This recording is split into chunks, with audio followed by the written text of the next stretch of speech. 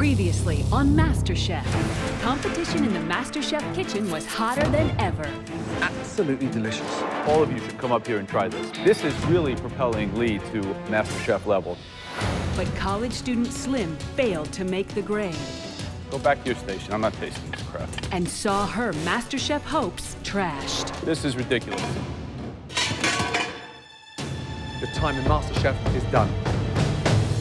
Some cracked under the pressure of an upscale wedding reception. I'm gonna go ahead and get my ticket ready for Atlanta. You've now just butchered that thing. That is... While David Miller rose to the occasion. Keep it up. Absolutely brilliant.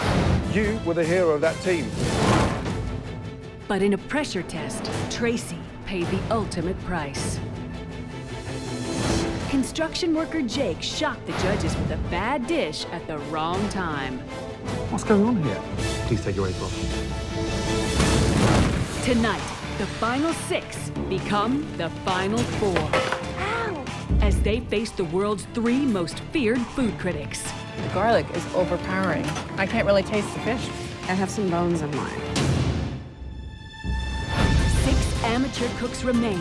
The last contestant standing will receive $250,000, a cookbook publishing deal, and above all else, become the first American MasterChef.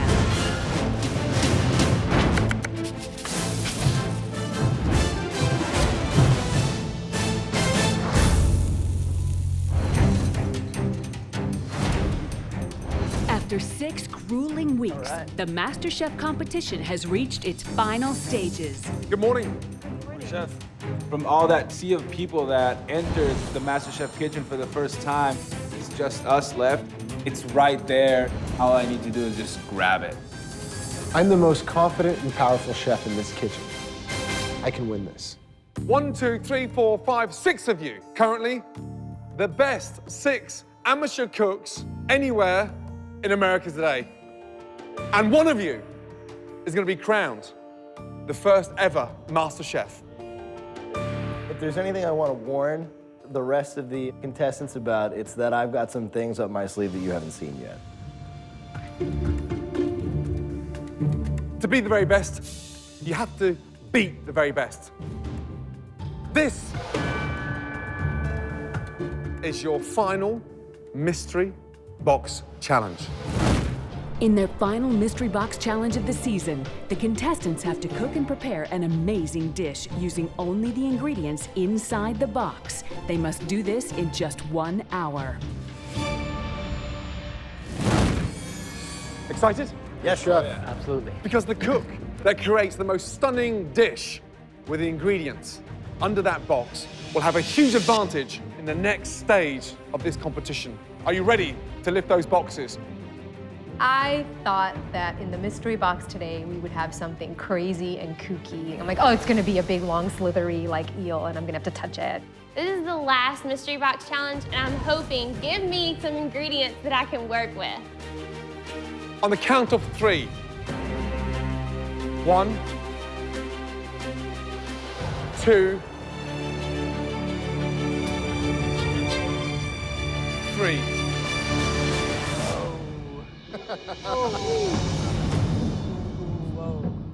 Today's mystery box ingredients are the most tender, flavorful rack of venison. My mom would say, what is venison? I'd have to explain to her that it's deer meat, and then I think she might hang up on me. We have blueberries, bacon, red cabbage, quail eggs, fingerling potatoes, striped beets, hazelnuts, Brussels sprouts, and of course, red wine. Guys, when's the last time you were at your local market and saw a rack of venison? Never. Or quail eggs?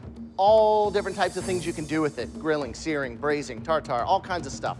Just remember, super easy to overcook. 1 hour, 10 ingredients, 1 winner. Starting from now, off we go.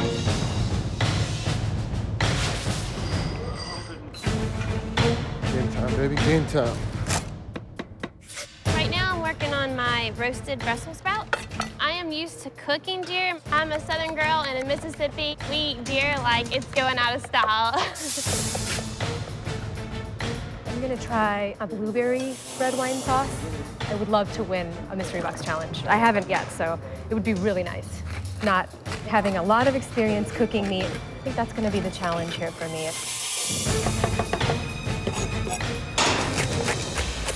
I think compared to every other mystery box challenge, this one really speaks to me. It's ingredients from where I'm from. The biggest challenge for me is gonna be the perfect balance of cooking time and resting time for the venison. The level of concentration is phenomenal. No one's running around crazy, and they are seriously in the game. They're very focused on just staying in their world. Their cutting board is like their restaurant.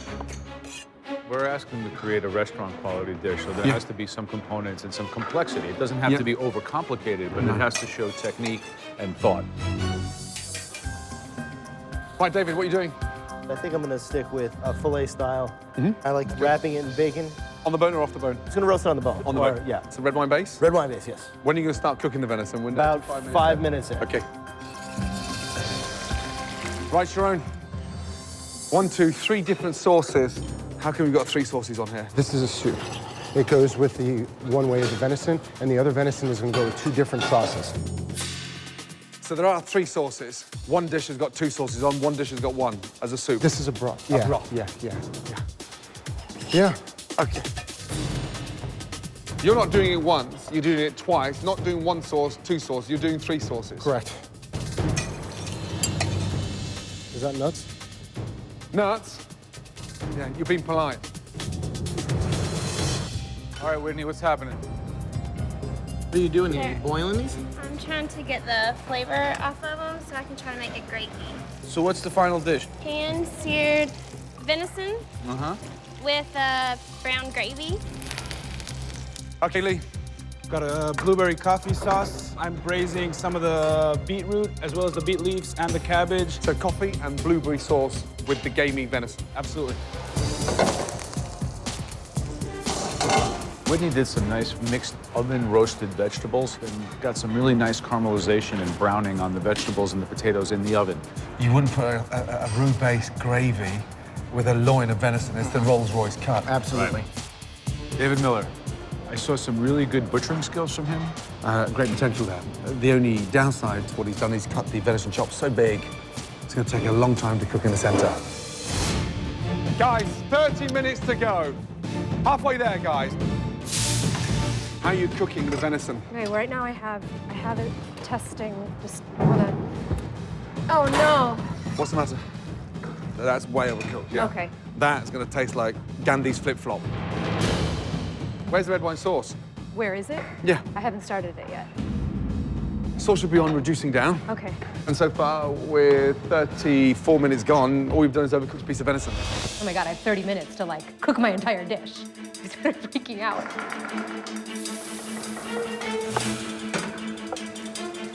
Good sear on that venison chop. Very nice. So listen to that, isn't that great? So with the scan pan, you get a nice sear as well as having the fact that it's non-stick. Yeah. This is a last mystery box. This is so important to me. I really want to win this challenge. Sharon is a talented cook, but to his disadvantage, his overcomplication and too many ideas on one plate could really bite him in the ass. Lee, how many times have I seen him cook with fennel? Every single dish he pops out is like with fennel and mint. Right, guys, 10 minutes to go. Last 10 minutes, yes? With just 10 minutes left, the race is on to create the most compelling dish. The judges will select the top 3 based on presentation and whose venison they think is cooked to perfection. Venison should be out resting, and more importantly, sauce should be coming together. Start dipping it in your sauce and tasting the combinations. Just over 5 minutes to go, guys. Start thinking about putting the venison on the plate. My sauce is done, my venison's cooked, and I tasted it, and I thought, wow, it tastes really good, but I don't know what it's supposed to taste like because I'm cooking this for the first time in my life. 30 seconds to go, guys. Come on, speed up. Come on, Whitney. Shoot out. 20 seconds to go. Come on, David, get it sauced. Get it sauced, get it sauced, get it sauced. Come on. Great.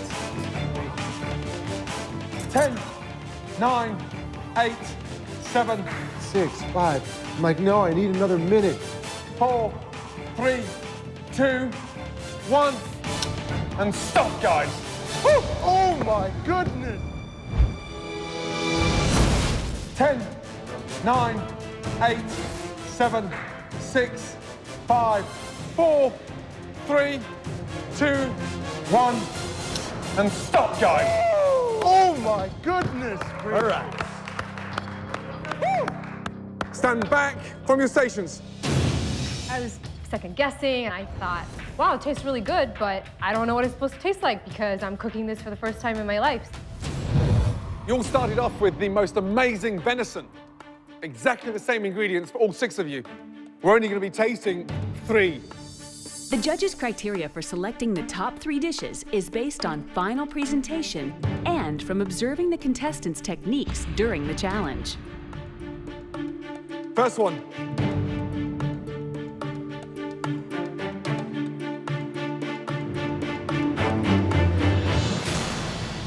Chitel. I was so happy for her because she's a really good team player in the team challenges, but she hadn't had her moment yet in the spotlight. And earlier today, she was like, I'm ready. I'm ready to bring it. And it was like, it was awesome to see that come to fruition.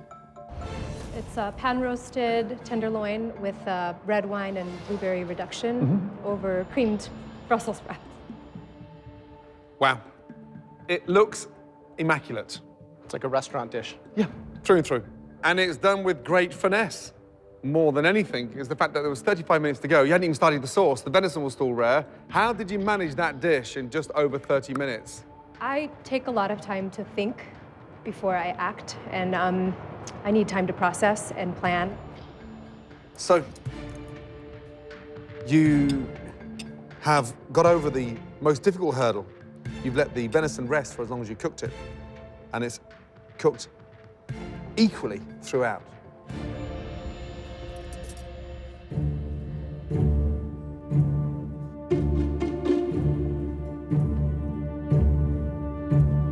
So you've made that become a dream come true. The texture of the venison is superb. You've got that bite in the Brussels sprouts, but you've managed to combine this acidity with the richness of the game, and it works brilliantly. That tastes as if you've cooked it 1,000 times. Amazing. Thank you.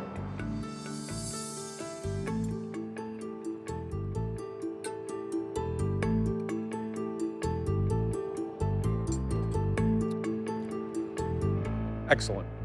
If I had to make one comment, perhaps a drizzle of the most green, intoxicating raw olive oil to give it a little bit more of that lush Italian bitterness. flavor. Excuse me, did I say Italian? Olive oil on top of that? Absolutely. 2 drizzles of olive oil just kind of breaking through the sauce would be like the icing on the proverbial cake. Great job, congratulations, a delicious dish. Thank you. Yes, please, take it. You want to spoil that with olive oil on top of that? Just because you can't grow olive trees in your country, you don't have to harbor that bitterness towards the Mediterranean climate. Great start. Very good. Okay, next up. Okay.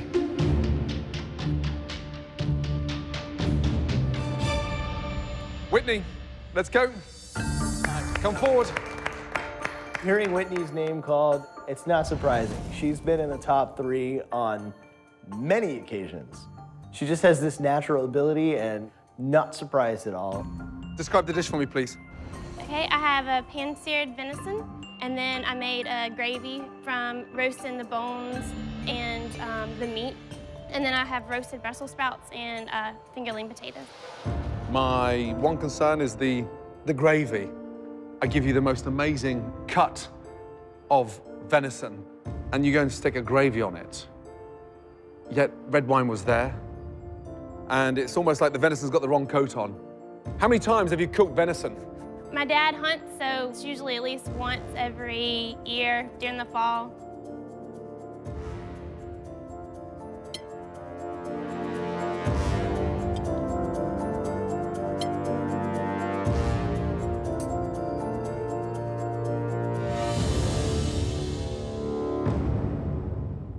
venison is cooked beautifully. I mean, it's cooked by an angel. Vegetables, delicious. It works, and it works better than it looks. And you have managed to confirm to all three of us is that you understand how to cook venison, which is quite rare at 22 years of age. Well done. Thank you. Right, the third and final dish to be tasted.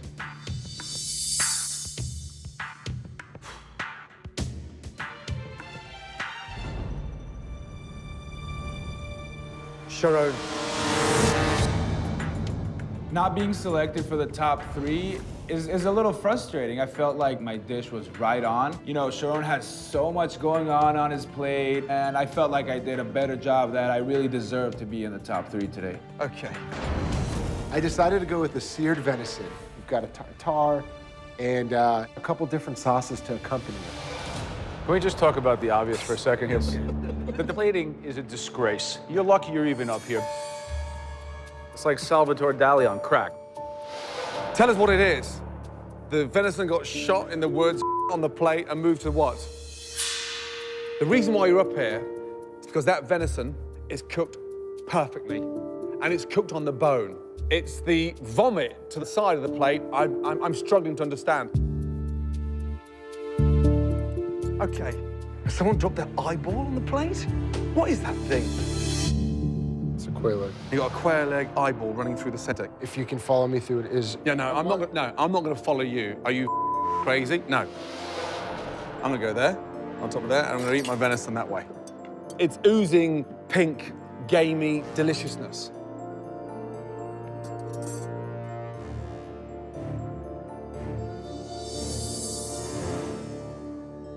Venison's delicious. Beetroot's nice, acidic, wonderful. Delicious, slow down. You're too complex. I'd love to strip 1/3 of you off, and I think underneath those layers, there's a talent. Fine. As for the eyeball, what a nutter. I try to make it look like I was a walk through the woods, you know? It looks like a walk through a crime scene. I mean, literally it does.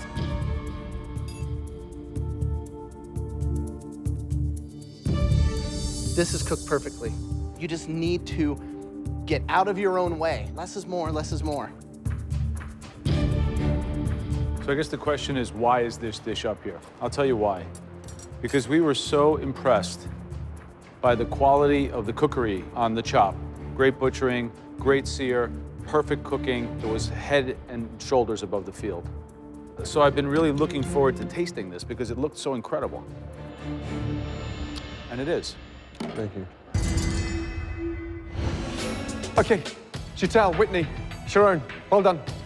The winner of the last Mystery Box Challenge, congratulations, goes to Chital. Well done. It feels really good to finally be the winner of a Mystery Box Challenge and to win on something that I've never cooked before, which really means that I'm making my decisions in the kitchen based on instinct. I'm a little surprised that Sheetal made it into the not only the top 3, but the #1 dish of the day. But she seems very one-dimensional. Chital, your first individual victory. You're back in the game. You have a major advantage in the next stage of MasterChef. Ready? Yes. Well done. This way. Chital now gets to choose the main ingredient for the invention test. Whatever she selects, everybody else must cook with. Whoever makes the worst dish will be eliminated from MasterChef. As always, the theme of this challenge is in the hands of the judges. Today's theme is dessert. Okay. Big dessert lover? No. What? No. Well, time to start thinking sweet thoughts. Yeah. You're faced with a huge advantage right now because on what you select, everybody else cooks with. Yeah? 3 amazing ingredients. Ready to see what's under the first cloth? Yes. Honey. Beautiful. From lavender honey, honeycomb, raw honey. Let's see what's under #2. you have a plethora of different berries. Things from the ordinary, like strawberries, blueberries, to things otherworldly that a lot of people never get a chance to cook with. Cape gooseberries, huckleberries, Inca berries. Absolutely unique. Beautiful. Does that light your I'm fire? starting to get a little inspired. Good. Lots of ideas started coming to my mind, including like a pie or like a torte or something. You know, I like to see what all my options are before I choose. From the exotic tropics of Tahiti and Madagascar, we have vanilla in all its forms. We have vanilla beans, vanilla powder, vanilla extract, vanilla tea even. Vanilla, vanilla, vanilla. You've got to really think about this choice. And who's your strongest competition? Who's the one that you're most feared of out there? Whitney. Whitney. She knows dessert. 6 of you left. Who's the weakest? David Miller. Think carefully which ingredient you're going to choose. I have to choose right this second. Right this second. I'm drawn to the colors on the table, but I might be shooting myself in the foot, but I'm gonna go with.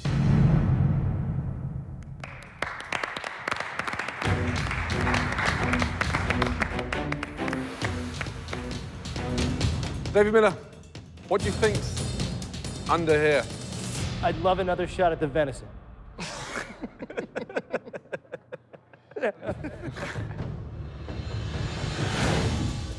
Today's theme is dessert. I love dessert. I have the hugest sweet tooth, and so, I think I was the only one today that was excited that it was desserts. Ready to see what Chantel has picked for you all? The options were the most amazing vanilla, the most amazing array of berries, and then the most amazing honey. Chantel's choice is vanilla. Oh my God, what goes with vanilla? What goes with vanilla? An Asian family, you know, we ate fruit. That was dessert, you know?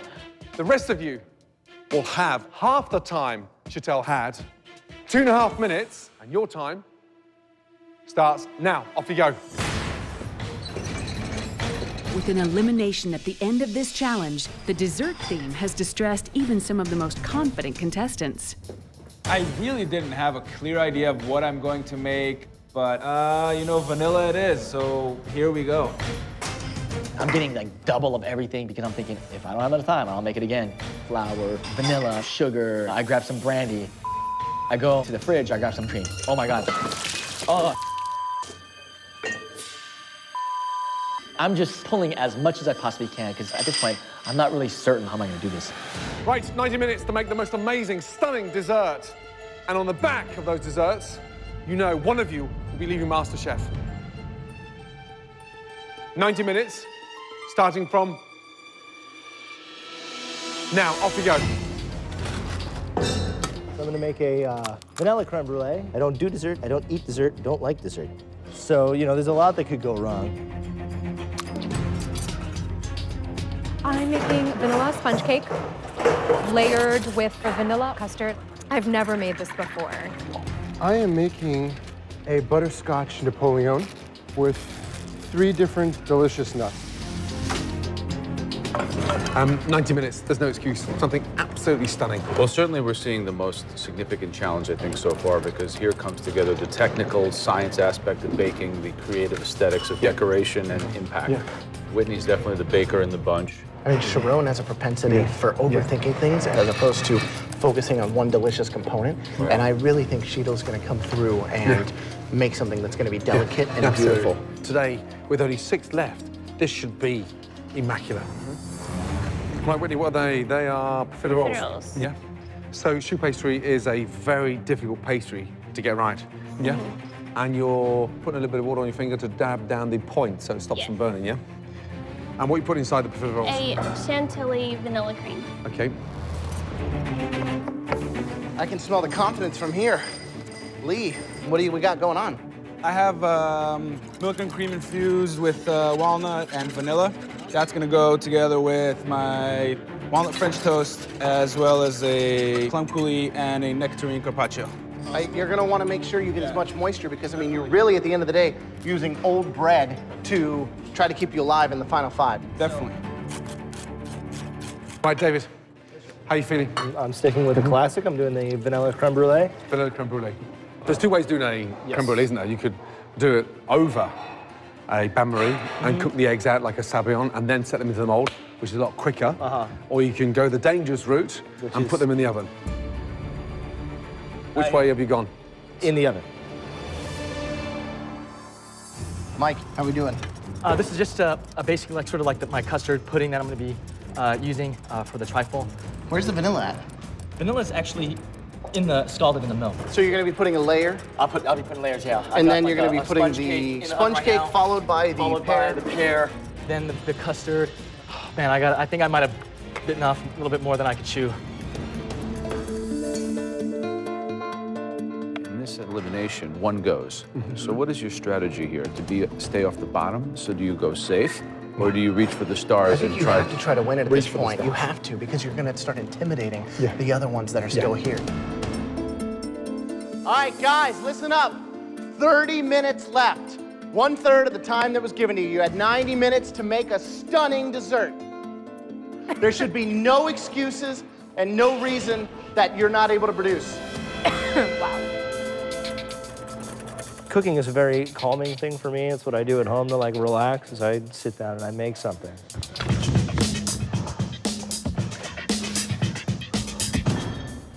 If you're not calm, then your nerves are gonna affect your cooking.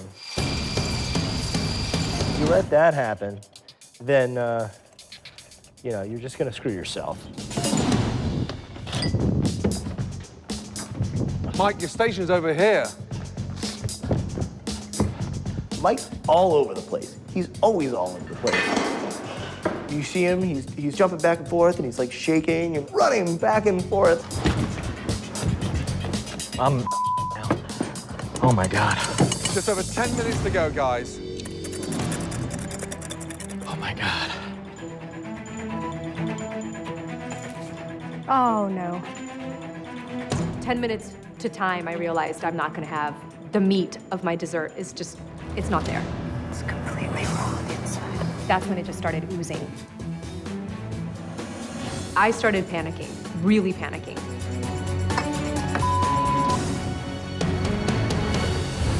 Just over 10 minutes to go, guys. Oh, no.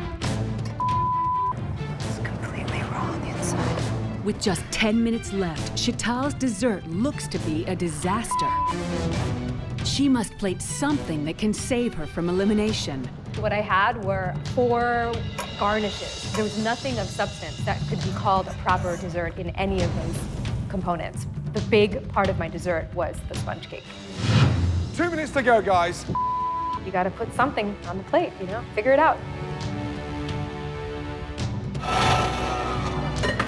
Oh my. I'm realizing, oh my God, this beautiful vision I had for a trifle is not gonna be nearly what it should be. 1 minute to go. Start putting those finishing touches on those plates and make those plates beautiful. This looks disgusting. 20 seconds to go. My custard was perfect. It really was spot on, so I didn't want to ruin that by over-torturing the top. 10, 9, 8, 7, 6, 5, 4, 3, 2, 1, and stop. Woo! Well done. The judges will taste all 6 desserts. The winner takes an advantage into the next stage of the competition. The person with the worst dish will be going home. Okay, Sharon, let's go. After overcomplicating his last dish, has Sharon played it safe with his dessert? Wow, it's pretty. It's a millefeuille. What's in there? Each layer consists of a different layer of nuts. On top is a zabayon with marsala and vanilla.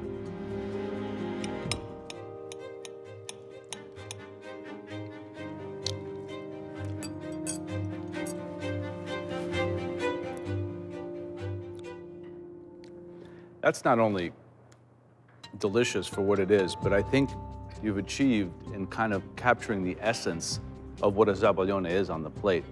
The lightness, the airiness, the flavor, a real triumph. This is unbelievable. Thank you, Chef. Yeah, listen to that. I love that. The crunch, you know, it's one of the senses that even professional chefs in a restaurant forget to think about.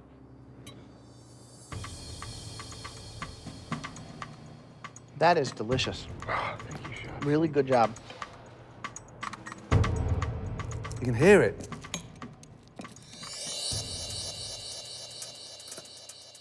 It is absolutely on the money. Oh, wow.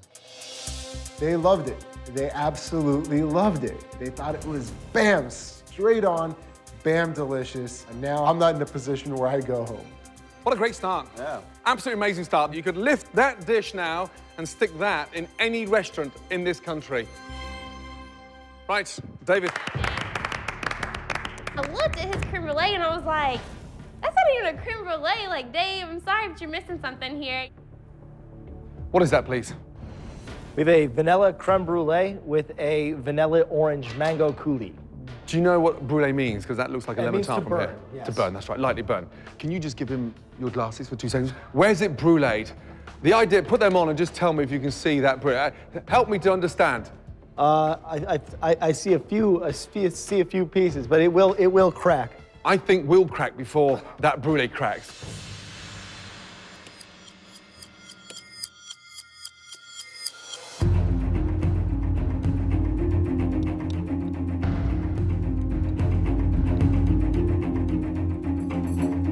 Now, you've cooked a creme brulee the hard way in the oven, Yes, chef.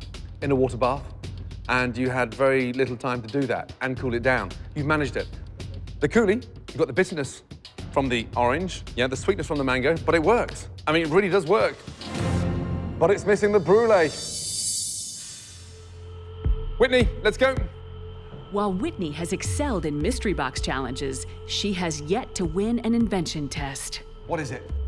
A profiterole with a chantilly vanilla cream and flambéed caramelized bananas. Trust me, having lived in France for 3 years, I have eaten thousands of profiteroles.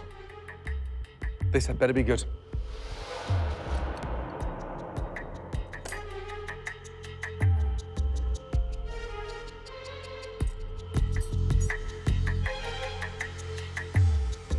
The 5 individuals behind you going into this test today were nervous. If they were tasting that right now, they'd be even more nervous. Good job.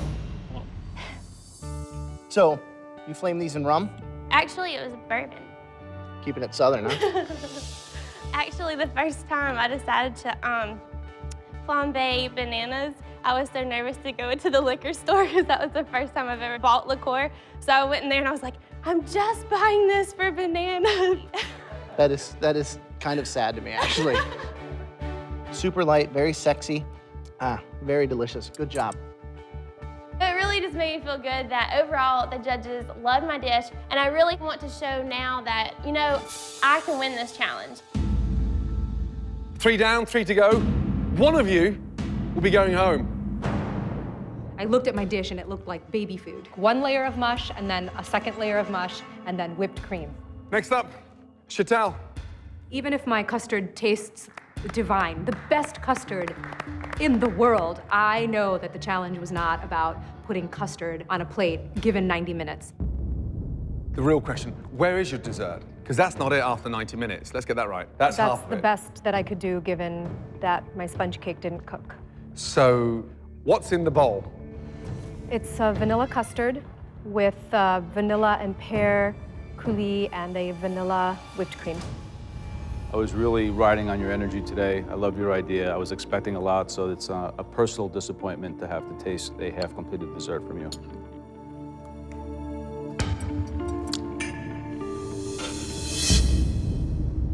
I think you could be in real trouble here. Sheetal had the advantage today. She had full time in the pantry, got to choose her ingredient. There is no reason that she should be failing here. You know, she really dropped the ball on this one. Lee, let's go.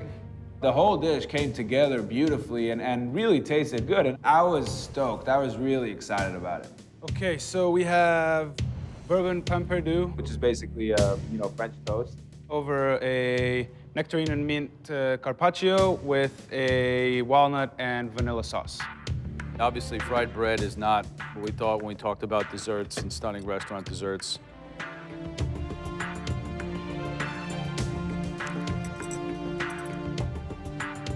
This is simply bad. Bad as a dessert, it's even bad as breakfast. Okay, Mike, let's go.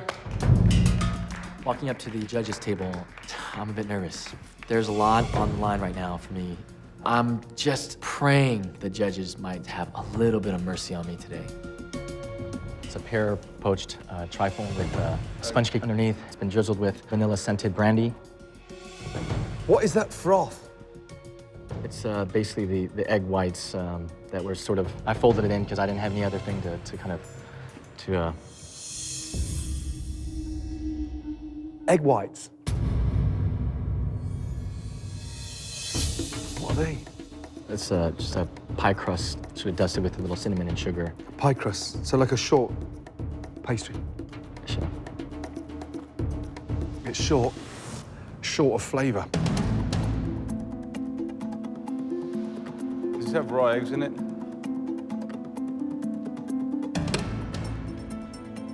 Does it have raw eggs in it? There's a sort of Yes or no? a meringue. I mean, the egg whites being. It's an easy question. Does it have raw eggs in it or not? Yes. Disappointed, Mike. Go back to your station.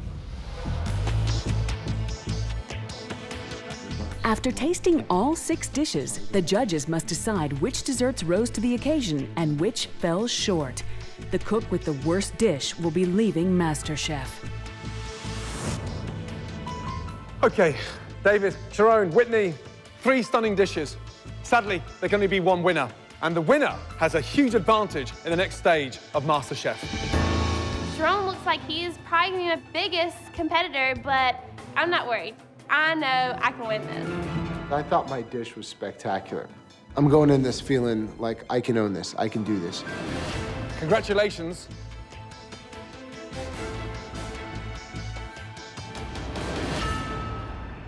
Whitney, well done. To have made it this far means so much because I've made a huge sacrifice and I love school. And it's all been worth it to be here. The youngest, and quite frankly, now the strongest in the competition. Well done. The judges from the very beginning saw only my age and they didn't see the rest of the potential that's in me. But now I'm really thinking that they're seeing that. And they're gonna see me to the end and they're gonna give me that title. The field split. It's split in 2. 3 stunning dishes and 3 dreadful dishes. Front row, you're all safe. Back 3 rows, get up here, please. There's 3 really bad dishes out there. It could be anybody. I have no idea who to gauge. Sheetal's dish completely came apart. Mike, raw eggs, I don't know. That's a big no-no. And Lee's dessert, I don't even know what it was. Lee, we expected more. And we expected you to excel. Chantel, you had a huge advantage and you fell short. Mike, apart from panicking for 90 minutes, you produced a trifle that looked like toxic scum on a stagnant pool. The person leaving MasterChef.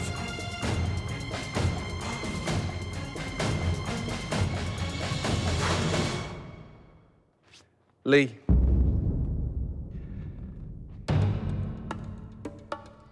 Get back to your station. Thank you, Lord, for salmonella and Mike serving raw egg on the plate. And Sheetal's dish was so unfocused and so simplistic in her way, like she always is, because that's my savior right there. The person leaving MasterChef.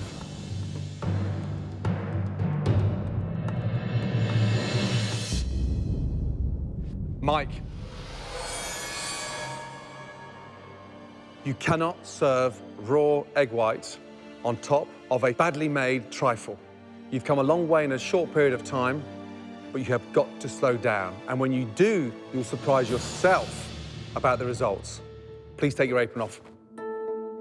I really wanted this. I really, really wanted it. Please take your apron off. Thank you. This is not the end. Being on MasterChef has just fueled this burning desire that I have about food and cookery. And, you know, I'm gonna take this whole experience and all the mistakes I made, and I'm gonna just take those as sort of a sign of refinement, you know, and I'm gonna just take them and become better.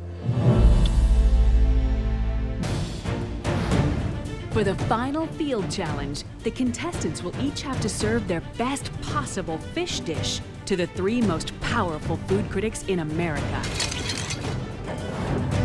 Their ingredients must be as fresh as possible, so they're going direct to the source, the sea.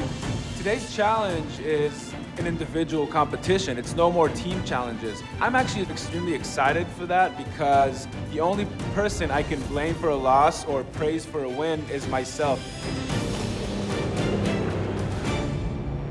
So what are we hoping to catch? Sculpin? Sculpin. Maybe some red snapper? I've never cooked a sculpin. Really? Yeah. I'm relying on luck to get me through this one, at least with the fishing. Once I'm in the kitchen, though, it's a whole nother ballgame because fish is really my forte. Being a lucky guy, I know I'm gonna catch some fish. Oh man, he's a fighter. I see Mr. David Miller over there struggling like he has the biggest marlin the Pacific Ocean has ever seen. Dude! Oh, it's a rock? You got a rock. Oh, yeah. It's a fighter, though. David Miller, the look on his face, that was priceless. All right, it's Season it well, David. It's been a long time since I've made rock soup. Little salt, little pepper. All right, here you go. Yes! Oh, I see color. Here it comes. Oh, nice one. This is really heavy. I was really excited, and I was the only one that had never been fishing. And oh my God, the sculpin fish is a really ugly fish. These are the spines that have the poison in it. Oh. This one down here has poison, and these. I looked down and I saw the spikes of that fish sticking out, and these scales are poisonous. Don't let that spine get you. After Sheetal caught her first fish, I was like, that competitive side got out of me, and I was like, I've got to catch the next fish. Woohoo! Yeah, I see him. Nice one, Dave. Yeah. Gorgeous.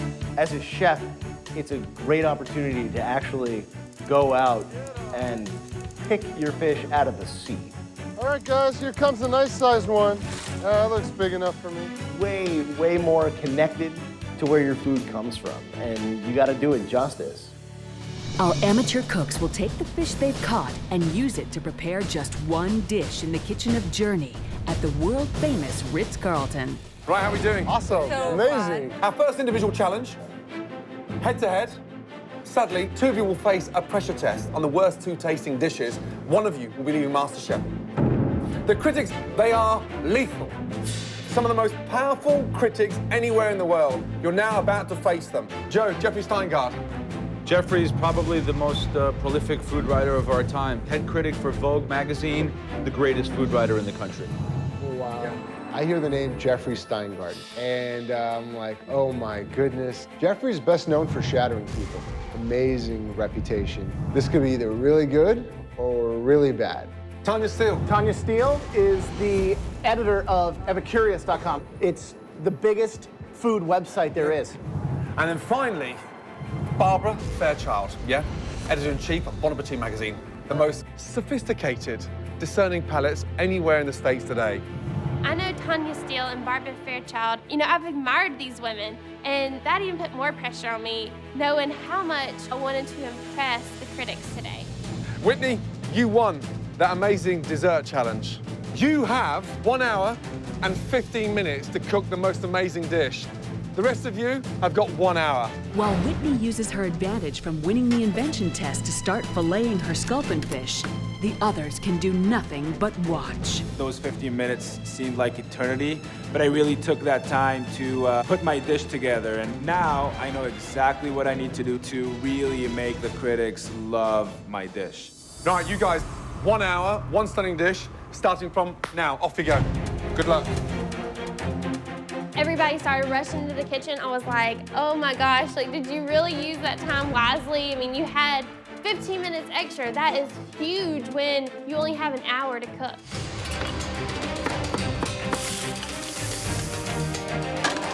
My strategy today is really keeping it simple and keeping it real. So I'm going to braise the fish. It's a tough fish that can withstand braising. And I'm gonna serve it with the broth. So the same way I pulled it out of the water, I'm gonna keep it on the plate with the broth, you know, the water that it swam in to cook, like the water it swam in to live. Use the time wisely, yes? The inspiration for my dish came from the meat itself. The consistency of it is almost like lobster tail. Being from Boston, I think I've probably killed 700 or 800 lobsters. So I think lobster, I think butter. So I'll do a saffron butter poach with the Israeli couscous and some onions and some roasted peppers underneath. You tasting, David? I've been tasting the whole time. Whitney, what's the dish called? What are you doing? Roasted eggplant and zucchini. Right. I'm making a tomato sauce with Yep. the stock and plum tomatoes that I'm stewing down. I decided to put kind of like an Italian spin on this dish, and I like tomato-based things. So I did a tomato sauce. How are you cooking the fish? Braise it. Braise it. They've got the work cut out. Right. Scorpion fish. Right. Yeah, it's going to be a very difficult challenge because it's an unusual fish. Yep. Make sure you taste everything you're doing. 15 minutes, yes? Use that time wisely, yeah? Ooh. I decided I was going to do a curried cauliflower, and I used the curry powder that was available, and I should have tasted it before I put it in the cauliflower because there was salt in the curry powder, and on top of that, I also salted with regular salt, and my first batch of cauliflower was disgusting. I had to start over. Right, Chantel. Okay, you're in control, yes? Yeah. Because you look like you're flapping around like a headless chicken. You guys look immaculate in chef jackets. You're actually looking like professional chefs. Make sure those dishes come out like professional chefs. Hey, anybody salt? Found some. All right, Sharon, where are you at? I took a risk and took 2 different proteins from the fish. That's the liver. Make sure you try one before you do it. I did.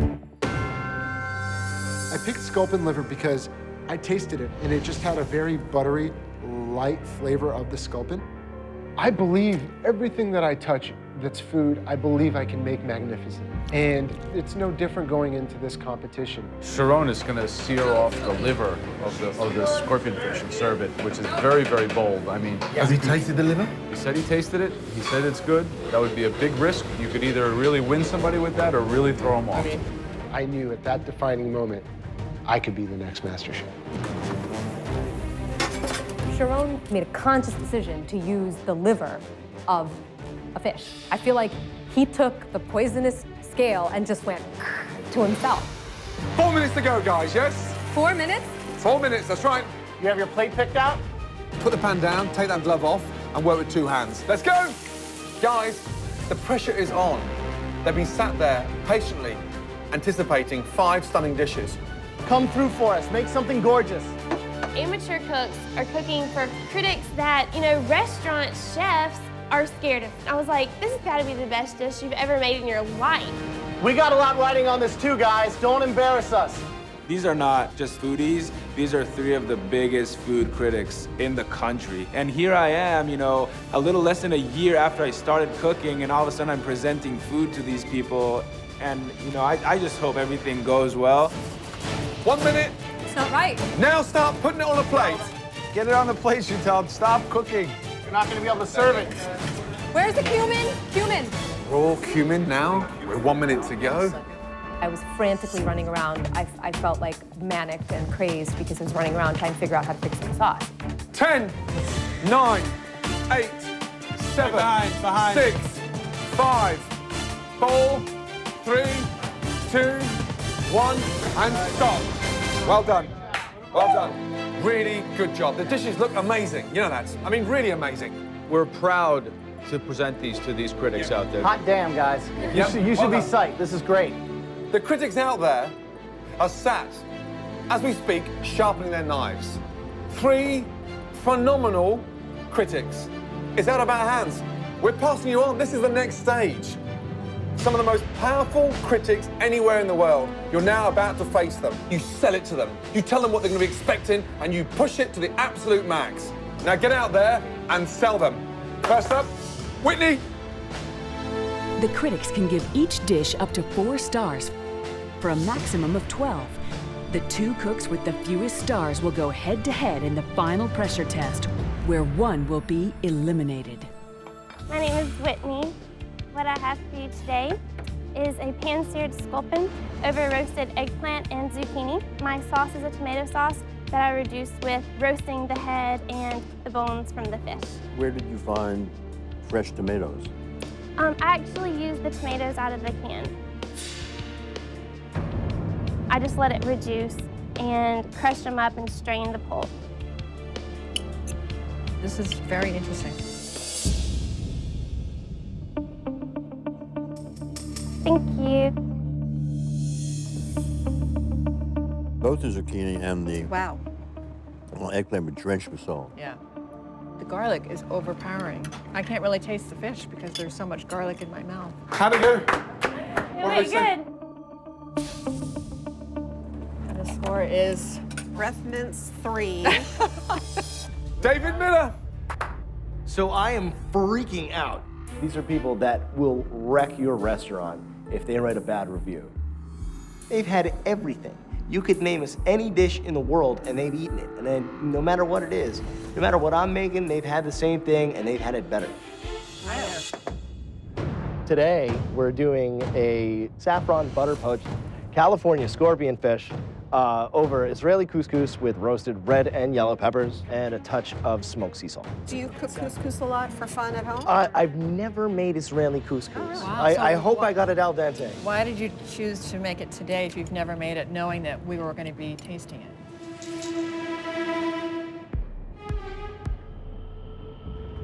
That's a very good question. I decided to be adventurous. There's something alluring about Israeli couscous, more so than just standard Moroccan couscous, which I think is kind of boring.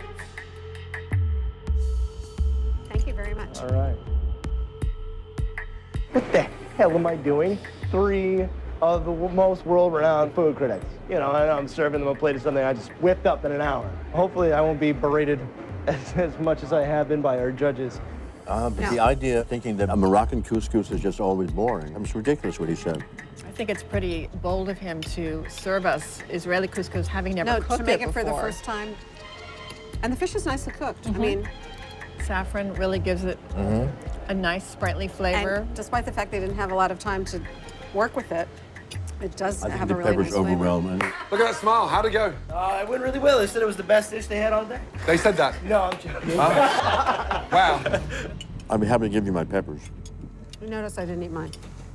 Next up, Lee. All right. Get ready. These are 3 of the biggest food critics in the country. If you're a chef in this country, you know who these people are. I can't afford any mistakes right now, and the tiniest bone would be a disaster. Today I made a braised California scorpion fish over Moroccan-style fennel couscous, served with the braising broth. So what's in the braising broth? Can you give us So in the a- braising broth, I took the head and the carcass of the fish that I filleted, some carrots, some shallots, leeks, fennel. I can't sense anything from them, and that just drives me crazy because I don't know if they like it, they don't like it. Great. Thank you, Lee, so much. Thank you very Thank much, you. and again, thank you you. for the opportunity. You're welcome. I thought it was tasty. I mean, I think the couscous is very good. It's very tasty. I love the broth is what's giving it the flavor. I think you did a really nice job with that. On the other hand, you can't taste the fish. I mean, the fish is just used as a piece of white protein. It would have been good to have something, again, contrasting textures. This dish, In the couscous, yeah. yeah, Some this dish didn't really have very garbanzo much. beans or something. Exactly. Yeah. How'd it go? It went fantastic. So should we score it? Are you guys ready? Yeah, I'm ready. I'm ready. Our scores are going to be totally different. Chantel, let's go. Right now, I'm a little nervous. I'm worried that my entire plate is just a touch too salty. Hi. Hello. How are you? My parents are from India. I was born and raised here, but I grew up in a very fragrant Indian home, lots of garam masala, lots of curry. So I've incorporated those flavors into the sculpin, and just a very simple tomato curry sauce with coriander powder and cumin powder. And the cauliflower is curry powder and some fish stock to just keep it moist so that it can dry out.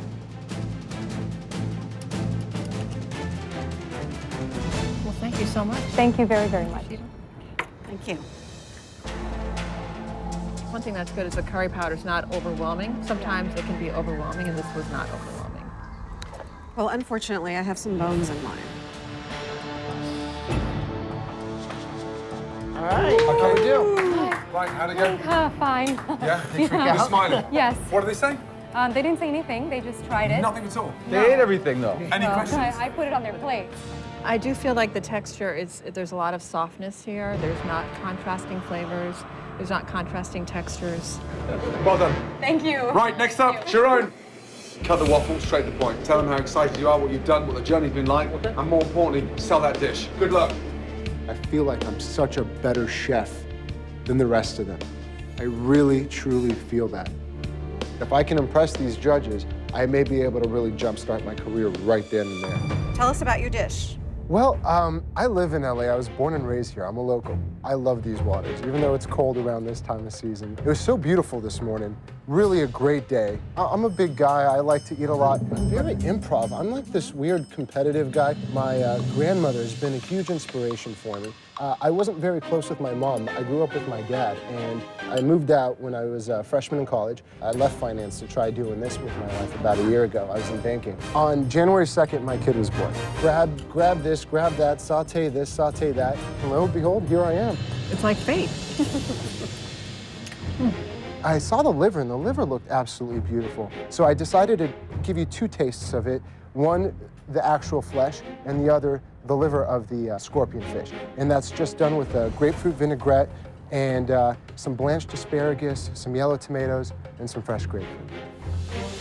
The fish liver is a very unusual twist. Have you had monkfish liver? No, I think haven't. so. No. That's the foie gras of the sea. Well, thank you so much. Thank you so much. You know, it's funny, with everything that's going on in this dish, it is surprisingly bland.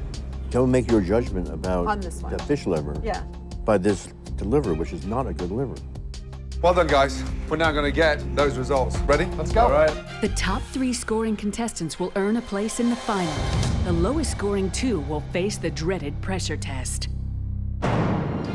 I cannot afford to go into another pressure test right now. This is it. The judges are back with the verdict. Let's start off with the highest scoring dish.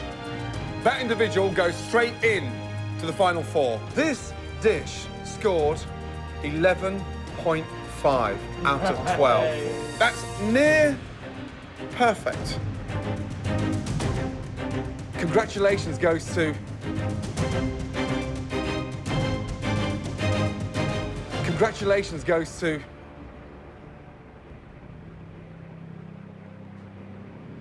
David Miller.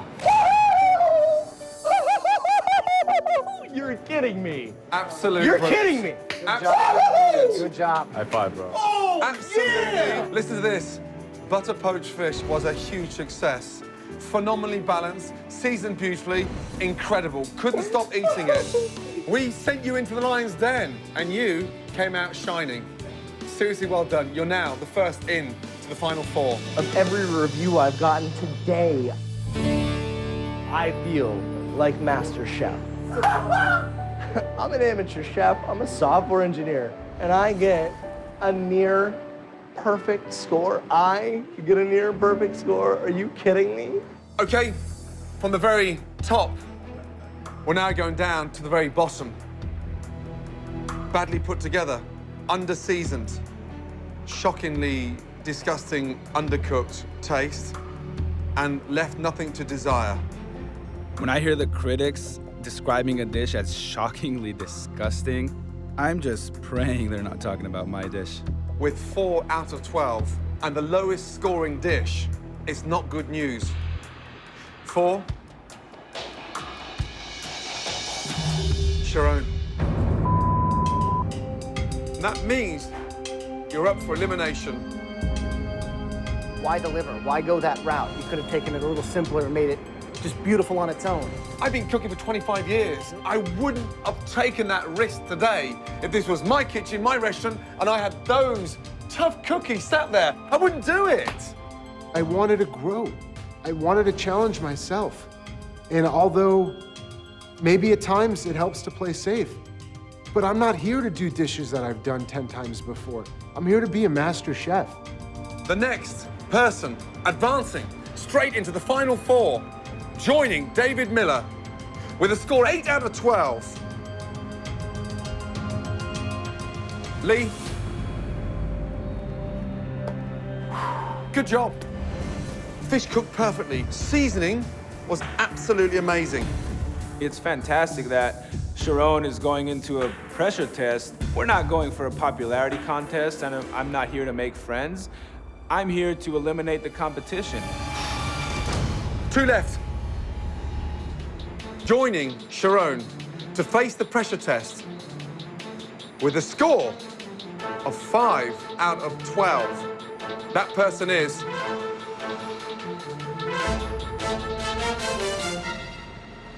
Whitney. 5 out of 12. Chatelle, congratulations. You are through to the final 4. Whitney, too salty, way too much garlic. Slightly shocked on using canned tomatoes on such an exquisite dish. Why tell the harshest critics anywhere in the world today that you're serving them canned tomatoes? Well, if you just turn around and look at that tray there, you had the most amazing fresh tomatoes on the vine. The results are not what I expected at all. I'm really upset. But anyway, no, I'm just gonna fight back because tomorrow I'm not going home. 3 of you are going to be sleeping well tonight. 2 of you are not getting any sleep. I'll see you tomorrow for the pressure test where 1 of you will be leaving MasterChef. Whitney has been this quiet underdog, 22 years old. I think I've got a lot more experience, but then again, she continues to do very well because she just does what she knows, and that's what I'm gonna do. And if I do what I know, I can win this.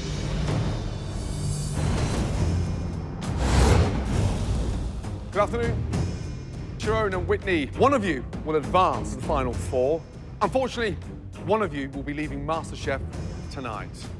That means this pressure test is going to be your toughest test ever. I really want to see Whitney kick Sharon's ass. Like, I would love for a tiny little 22-year-old girl from Mississippi to just come in and lay his ass flat.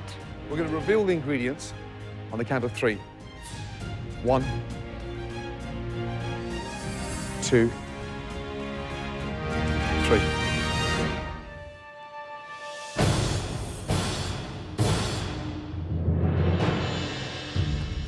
Oh boy. Right, in front of you are some of the most amazing ingredients. Beautiful chocolate, oranges, eggs, sugar, butter, milk, cream. I'm not feeling great because this is not my strongest point. And I look to my left, and the last person I want to see to my left is Whitney. But lo and behold, there she is. Sharon and I, as far as sweets, it's even still almost on the same level. He won the cupcake challenge. He was in the top with the dessert challenge. So, you know, it'll be a battle today, definitely. There's nothing more terrifying than trying to create and cook your very own monstrous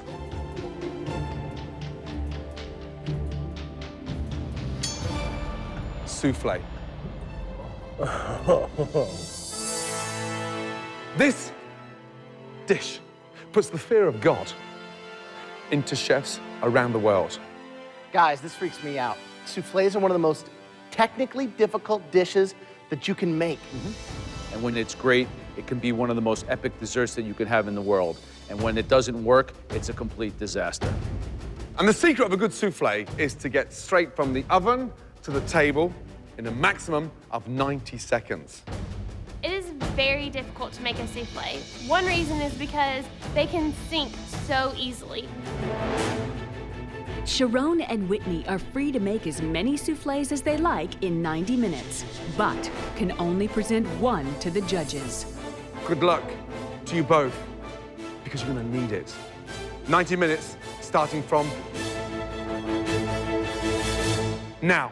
Off you go. Good luck.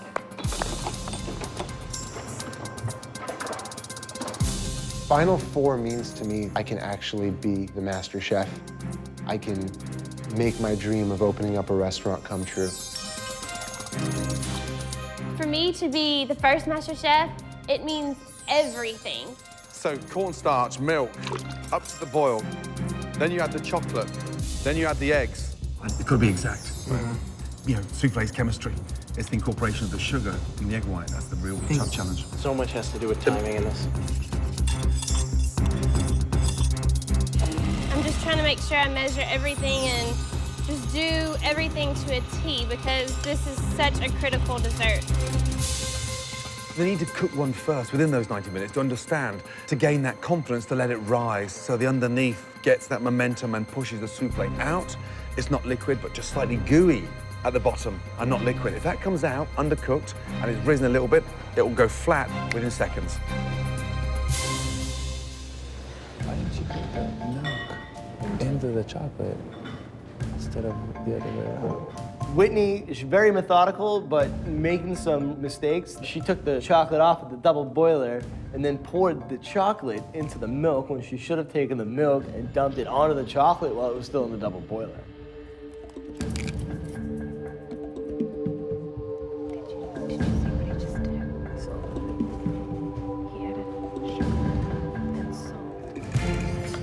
I won't lie, I think Sharon is a better cook than Whitney. It really falls down to if Sharon is gonna try and overcomplicate things, because I know that Whitney's gonna go right by the book, exactly how it should be made. It really is anybody's game at this point. Guys, there's 30 minutes gone. You've got 1 hour left. I urge you to get one souffle in the oven so you get some idea of the correct balance of the sugar, the egg white.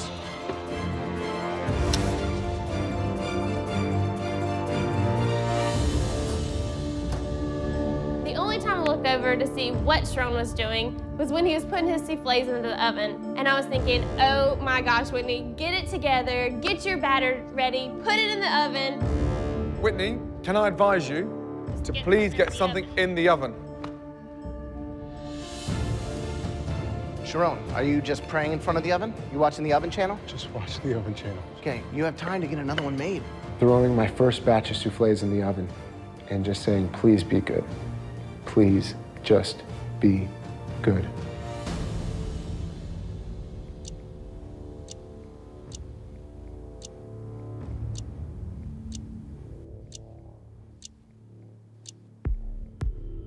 Waiting is not fun, it's torture. That's why I hate baking. Just under half an hour to go, guys, yeah? Whitney, please put something in the oven. Otherwise, tonight, you'll be cooking for your parents again. I don't know where the time went.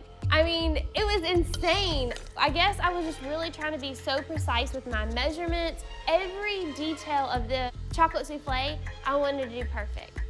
Oh my God, Whitney, what did you put? With 20 minutes left, Sharon enjoys a huge advantage as he samples his first souffle, while Whitney is just getting her first batch into the oven. It tastes really good. Whitney, how many souffles you got in the oven? I have two. 2. Okay, guys, 15 minutes to go. They take minimum 14 minutes to cook. I got 15 minutes to go. I put my second batch in.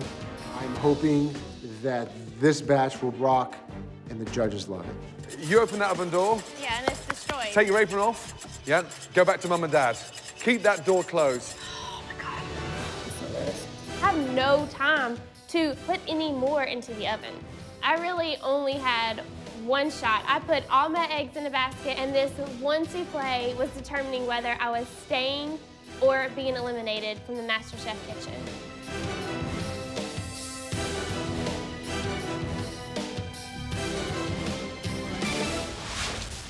11 minutes left. So Whitney, how long do you take them out of the oven? They've been in for 13 minutes. So there's no alternative. What you've got in there, you're serving. 22-year-old Whitney loves to bake, but in the hopes of creating the perfect batter, she never completed a trial batch. Will her quest for perfection pay off, or will it cost her the MasterChef crown? She's opening it. Oh, wow. I was like trembling as I'm taking the tray of souffle out. It was perfectly risen, but if I didn't hurry up and present it to the judges, it could easily collapse. As I told you before, 90 seconds before that starts deflating. Come on.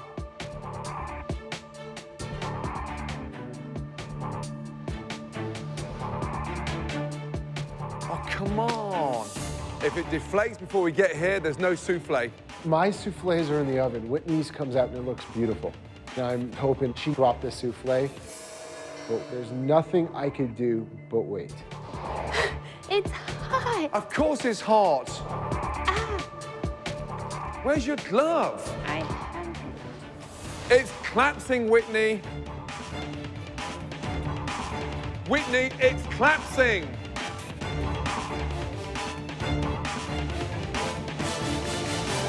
Whitney, you haven't even tasted it.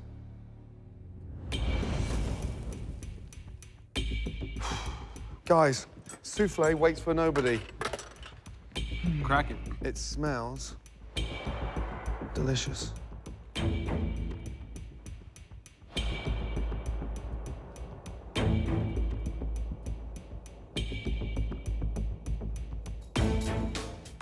I was so nervous, and all I wanted to do is just for them to tell me something like, it was good, it was bad, but I couldn't read their faces at all when they were trying my souffle.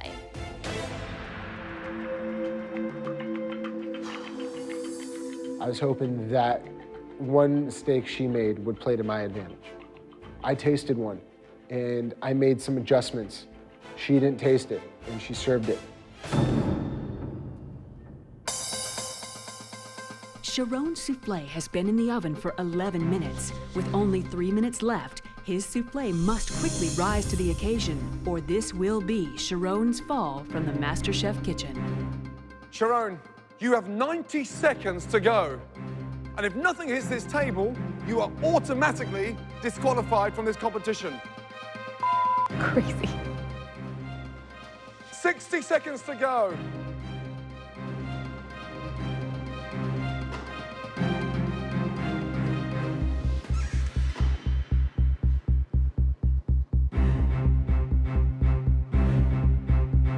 "45 seconds to go.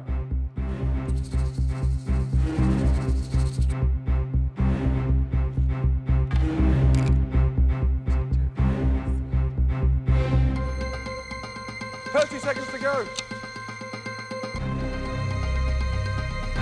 20 seconds to go. With 18 seconds left, is this it? This is it.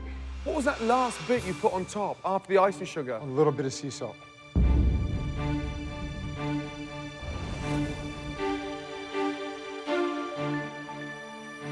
The difference between going home or joining the final four is in this spoon.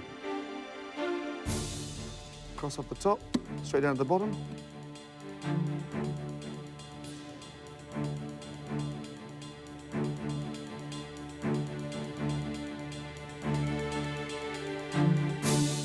I see the judges eating Sharon's souffle, and they just kept eating it, and I'm like, were they eating mine like they're eating his? I mean, I was going insane because one of us is eliminated, and one of us are gonna make it to the finals. You left that, literally, to the last second. Well done. The judges must decide based purely on their souffle who will take the last remaining place in the final four of MasterChef. It's not only about the title, it's not about the cookbook, it's about the honor of having 3 individuals who I respect so much look at me in the eye and say that I have it and that I'm it.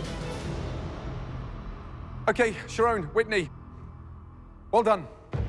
2 delicious souffles, but there is only one winner. The individual joining the last three in the final four, congratulations, goes to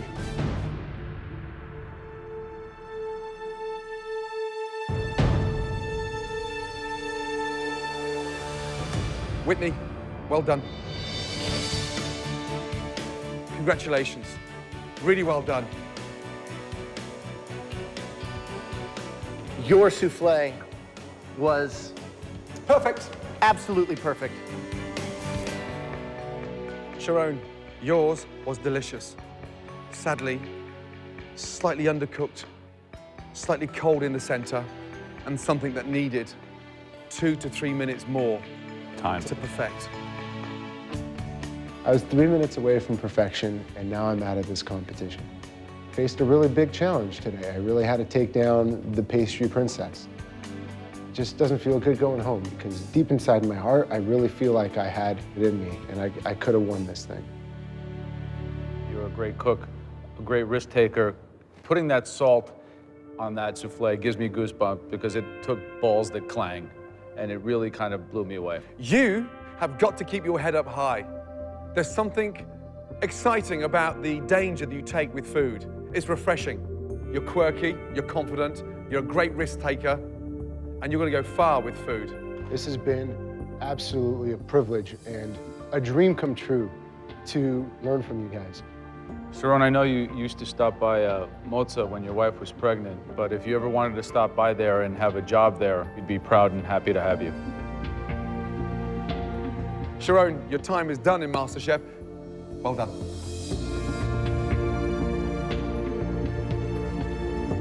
This is not the end of the road for me. This is just an affirmation and really opened my eyes to this world. It made me realize that I can do this. And I encourage every single person who loves food and who loves to cook, and they know that's something they want to do, don't be afraid. Go do it. Go do it. Don't be afraid. Hey, dude, that offer stands, man. I'm going to take all that amazing experience and make sure that I flourish with it, make sure that I grow and open up one of the best restaurants in LA, and hopefully maybe compete someday with a restaurant like Gordon Ramsay's. America's going to get a taste of that.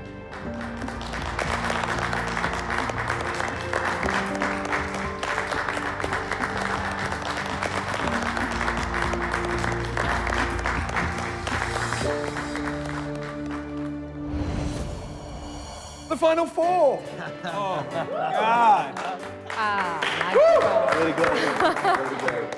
Just thinking back, knowing there was 50 of us in the very beginning, even, 10,000 that auditioned, I mean, it's insane knowing that out of all those people, I made it to the final four. David Miller, who would have thought? I've been sitting in the middle of the road. Now I'm at the top of the game, and I want to show people that I belong here at the top of the game. Give yourselves a round of applause. It's anybody's game right now. It's like bottom of the ninth inning, and it's exciting. Looking at the three others that are still here, I have as good of a chance of winning this as any of them, if not the best chance, and I am so excited right now. Now, you know you're going to have to raise your game because the stakes have just got higher. Well done. Get some sleep because you deserve it. Good night. Thank you. Good night, good night, good night. The remaining 4 contestants are about to go head-to-head to win a spot in the ultimate showdown, the MasterChef Final. My initial reaction when I walked into the MasterChef kitchen today was, this is it. It's empty, there's 2 workstations. Yes, final four. It's the make it or break it. It's the end all or be all. Look at all 4 of you. You are the 4 most talented amateur cooks anywhere in America today. And one of you will become MasterChef. That comes with $250,000, your very own cookbook. And this could be the start of building your very own empire. To win a spot in the final, there will be 2 head-to-head cook-offs. The contestants have to make 3 dishes in 2 hours. First, Gordon needs to draw names to decide who's cooking against whom.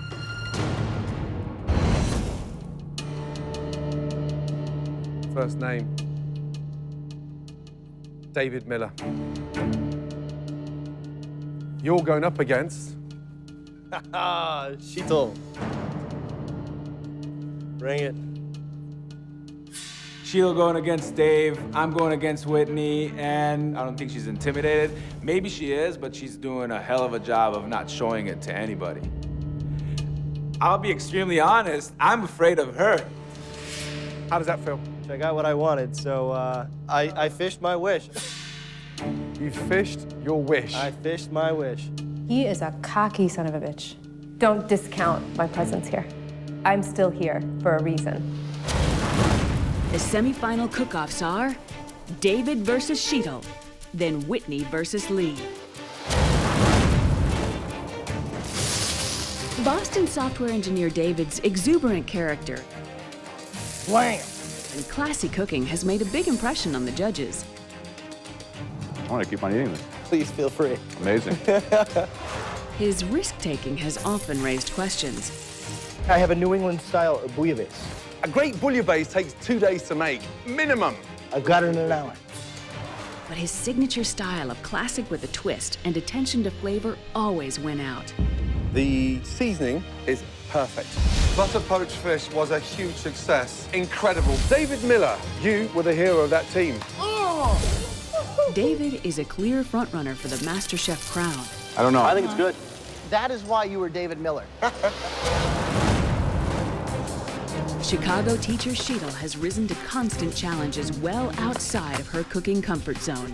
I've never killed anything in my life. You've never what? I think I can kill the crab. And while her time management has occasionally let her down, It's not right. her exotic flavor combinations have seen her dishes get better and better. Honestly, first mouthful, close my eyes, I'm in India. Delicious. That tastes amazing. The winner of the last Mystery Box Challenge, Sheetal, well done. Making her a quiet contender for the MasterChef title. One of you will advance through to the final, and one of you will be going home.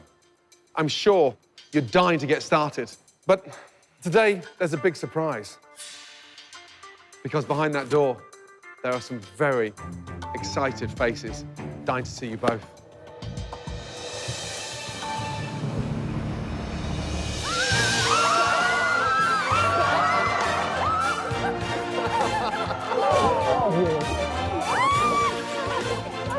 I'm so excited to share this kind of experience with my family. First person I see is my fiance, who I haven't seen since all of this started. But it was just a wonderful treat. For this challenge, our 3 judges will ask each home cook to make them a classic dish to order. Joe, what is the first real, stunning, delicious dish you want to see? Be nice. I'm gonna go back to my roots. It's a Northern Italian classic and something that can certainly distinguish a great chef from an amateur hack. That dish is veal Milanese. That is a tall order. Graham, what would you want to see? I think there's one true dish that absolutely represents Americana at its finest.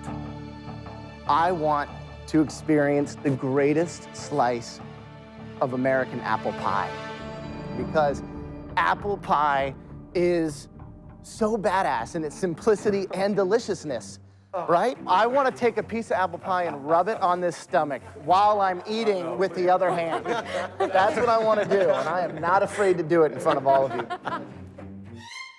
And my dish, I suppose it's the heartbeat of American classics. It's something that has incredible fond memories of my first ever trip to the States. I'm going to ask both of you to make clam chowder. New England. Boston. Clam chowder is made all over America. It doesn't have to just come out of Boston. And whether it's a twist of your interpretation or homage to your ethnic background, it doesn't matter. You can make a stunning clam chowder your way.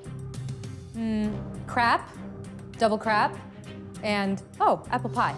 I got the apple pie. You're cooking for a spot in the final. Okay, clearly the chef with the most votes will go through to the MasterChef final. You got 3 dishes. First person to 2, that's it. You're in the finals. Your time starts from now. Off you go.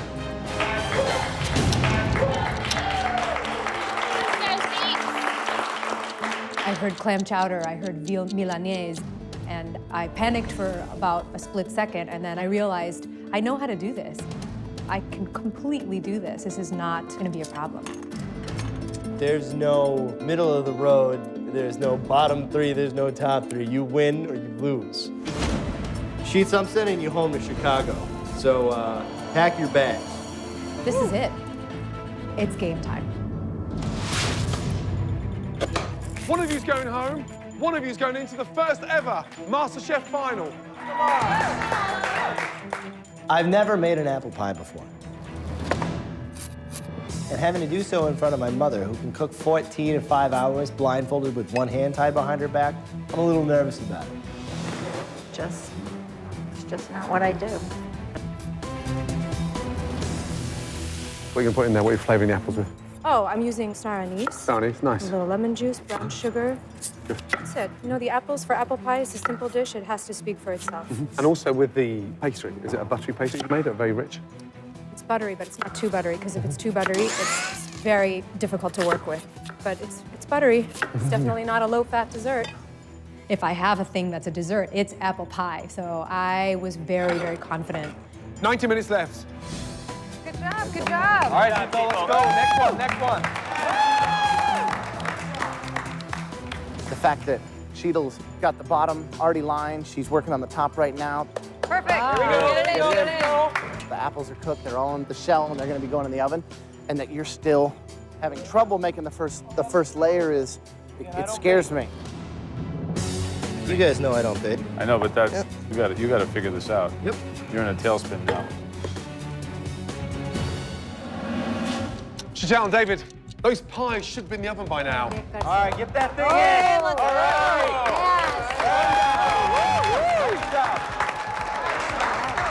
right. There's no way I'm gonna be MasterChef without putting something resembling an apple pie on a plate.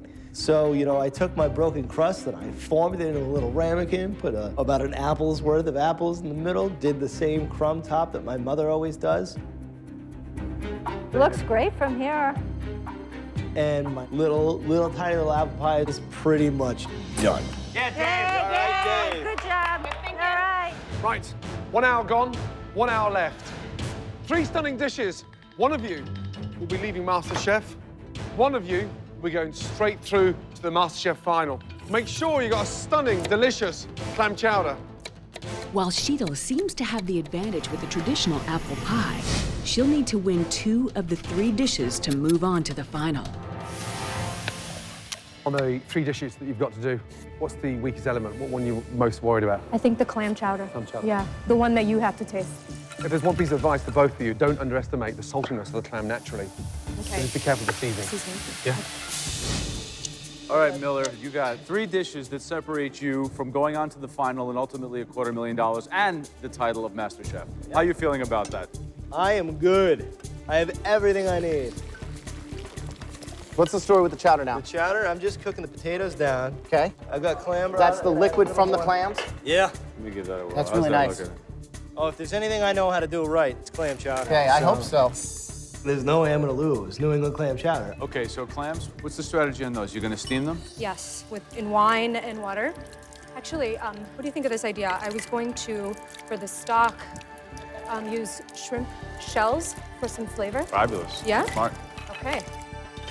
From Joe, you know, you learn these little tricks of the trade, like to put fish bones or shrimp shells in to season that stock, to flavor that stock. And when I told him that that was my plan, I could see that he was like, good girl. Chantal, David, taste, taste, taste, yes?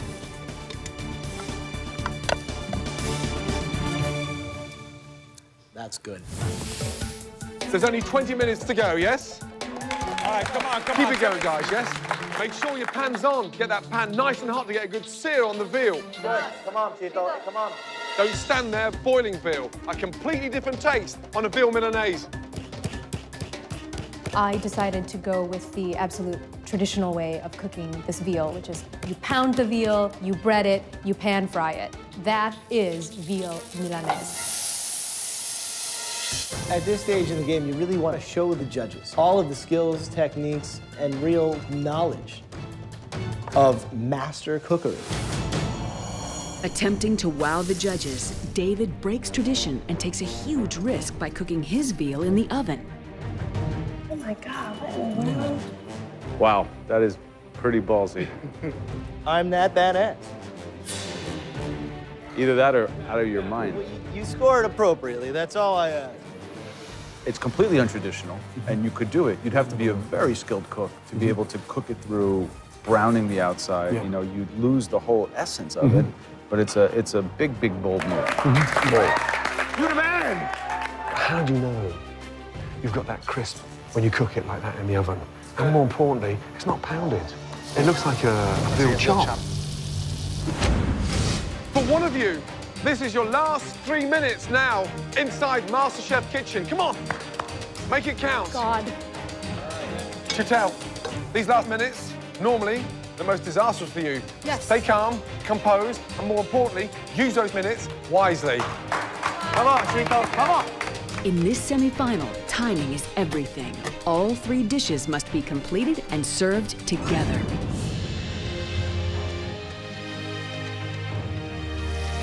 Look at that. I mean, there's a strong possibility Chantel may be able to sneak in and steal it.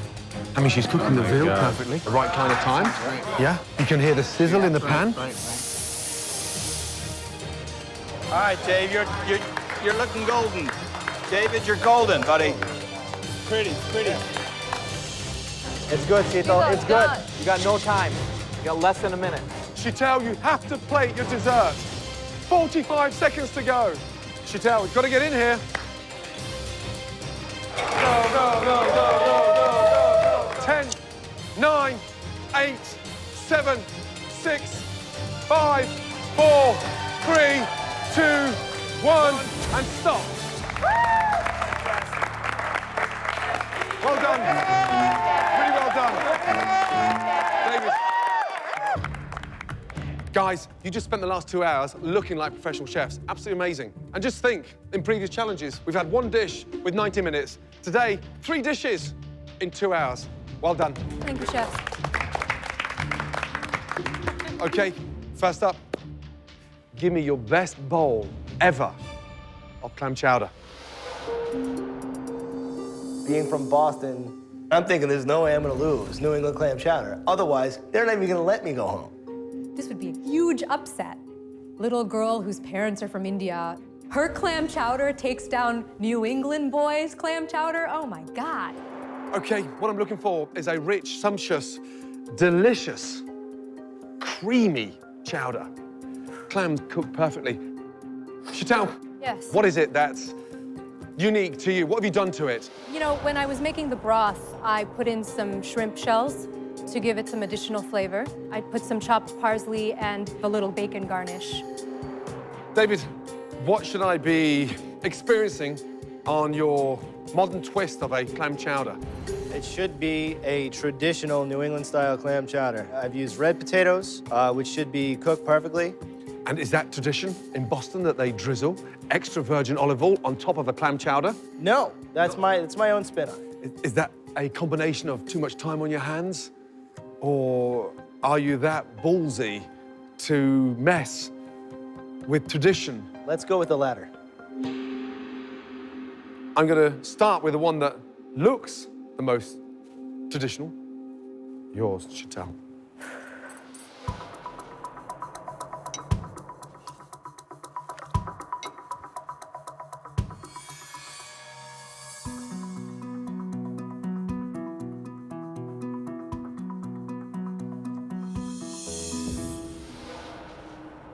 For me, the seasoning is exact. It's precise. You got that right amount of heat just at the back. And That's good. Really good indeed. David, what should I be tasting in yours that I didn't taste in Chantal's? The heat from mine will come from red pepper flakes. It will be creamier, yet it'll still be light. The red potatoes, as a contrast to the russets, I think are a little earthier, and that's why I use the olive oil. Okay. The texture of yours is a lot thinner.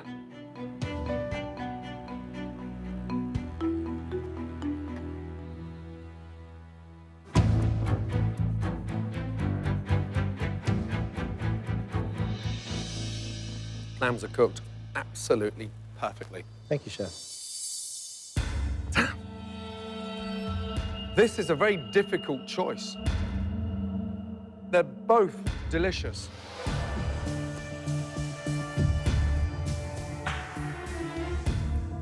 The winning chowder.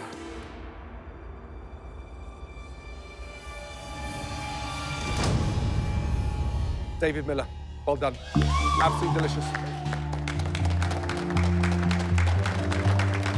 Here's why. There's more of a clam texture and flavor running through, but you've managed to not make it too thick, so it's so enjoyable. And it's not 3 mouthfuls you want, it's 3 bowlfuls you want. It tastes absolutely phenomenal. Well done. Thank you, Chef. Well done to you both. 1 point, Dave. 0 points for Sheetal. Chantal, if he wins the next one, you're leaving MasterChef. How we doing, guys? Doing real well. All right. We are heading to Grandma's house.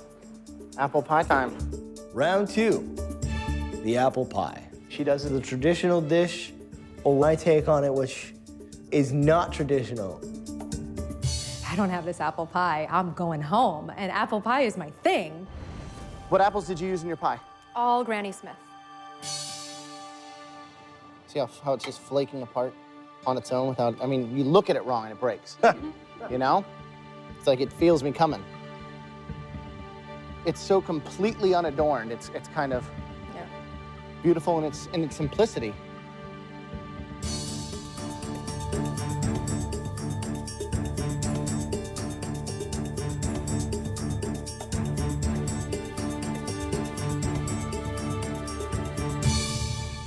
That crust is amazing. Great job on that. Thank you. David, the fact that this isn't even an apple pie, this had better be the most delicious, orgasmic experience ever. It's almost like it's like an apple cupcake. Look at this. Crust a little thick. A little thick. It's like a ½ an inch thick. Look at the thickness of that crust and the thinness of that apple. The crumble on top.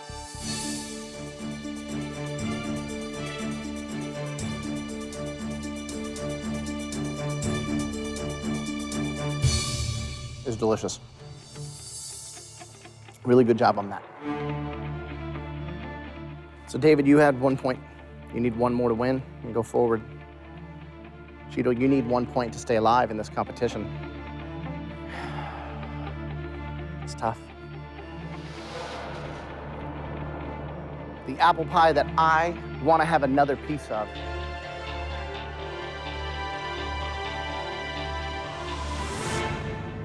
is Cheeto's. Well done. You should be super proud with that. That's a delicious, all-around great American apple pie. Thank well you. done. The apple pie. Sheetal completely destroyed me on it. Now I'm back in it. 1-1. It's tied. It's a tied game. Okay, David, Chantal, serve me 2 perfectly executed veal Milaneses. Yes, sir. It's a traditional, authentic dish. You pound the veal, you bread it, you pan fry it.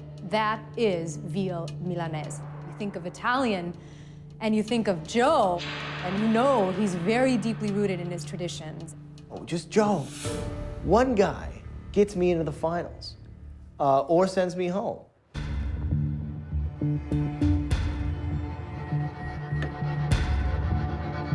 Chital, what went through your mind when we asked you to cook this Italian classic? The first thing I needed to do is to make sure that the veal was pounded so that it cooked evenly. I think that's tricky when it's on the bone. David, a veal Milanese is traditionally pan-fried. How did you cook this? It's pan-fried and then finished in the oven. Chital, a traditional Milanese would be the inside to a perfectly medium rare.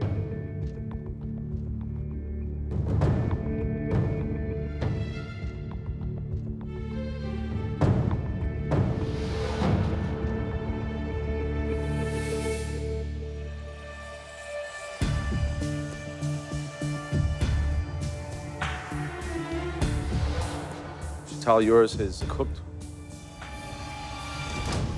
almost perfectly. It's very, very finely seasoned. David, you know this is a very unorthodox approach. A Milanese spessa, as they would say, thick, is not a traditional Milanese. Was that an intentional, strategic move on your part or by accident? It was intentional.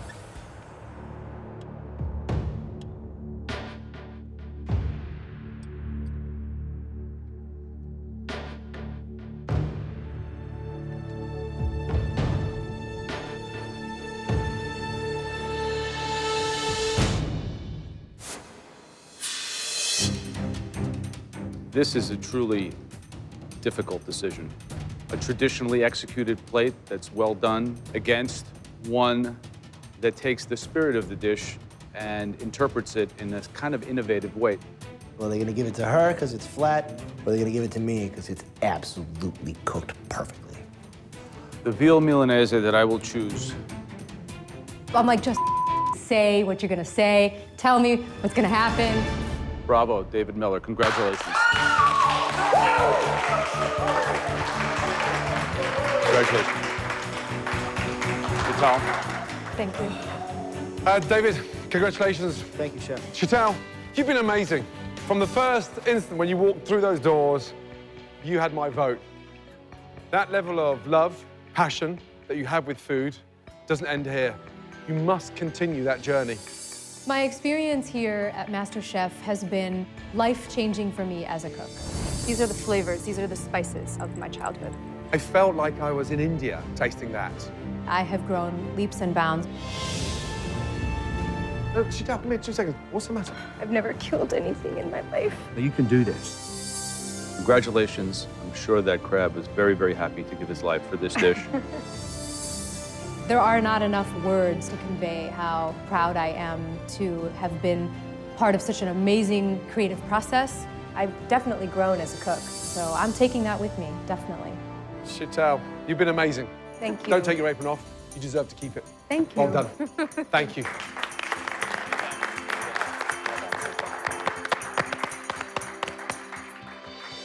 Ready for round 2. Please, Lee and Whitney, let's go. Good luck, guys. I have 2 hours to cook the best 3 dishes of my life so that I can position myself into the finals against Dave. Whitney is gonna go down first. Dave is gonna go down second as far as I'm concerned. I'm sure you're dying to get started, but more importantly, who's gonna be watching you cook? Because behind that door, there are some very excited faces to see you both. Amazing. Amazing. I've never been away from my family as long as I have.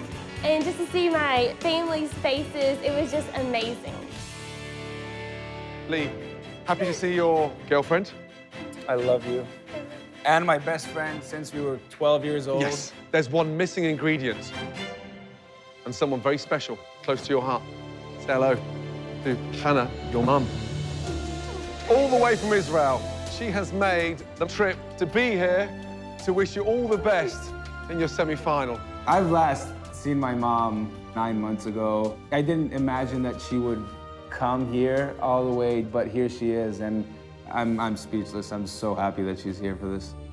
Now, the pressure is really on. You're about to face the toughest 2 hours ever so far in MasterChef.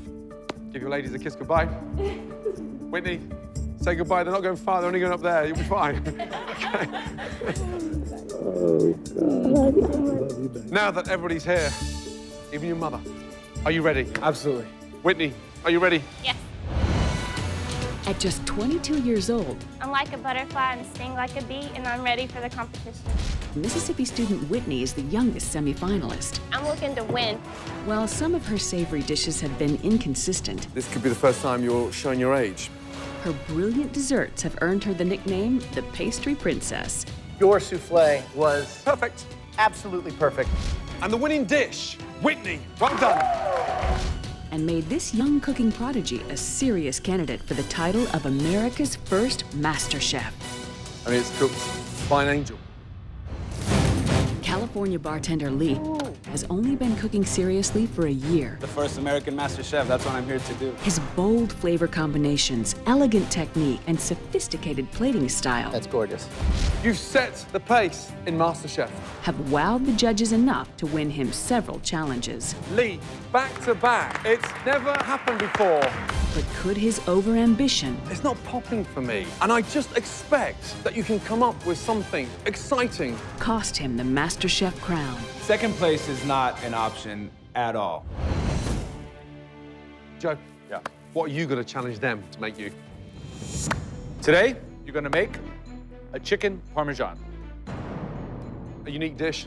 And don't underestimate the simplicity of a great chicken parmesan. Graham, what would you prefer? The dish that I want you to cook for me is a perfect eggs Benedict. It's a very difficult dish to do. The techniques of an egg Benedict is very, very sophisticated.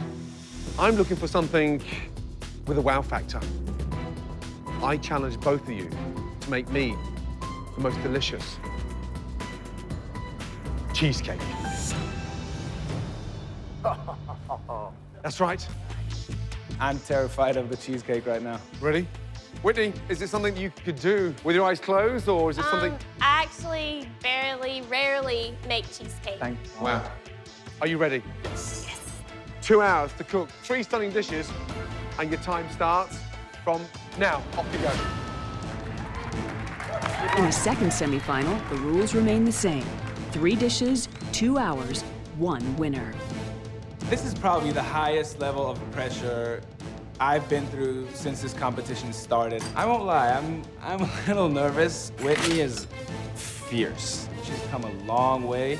Now she's the head of the competition, and I need to watch my back at all times.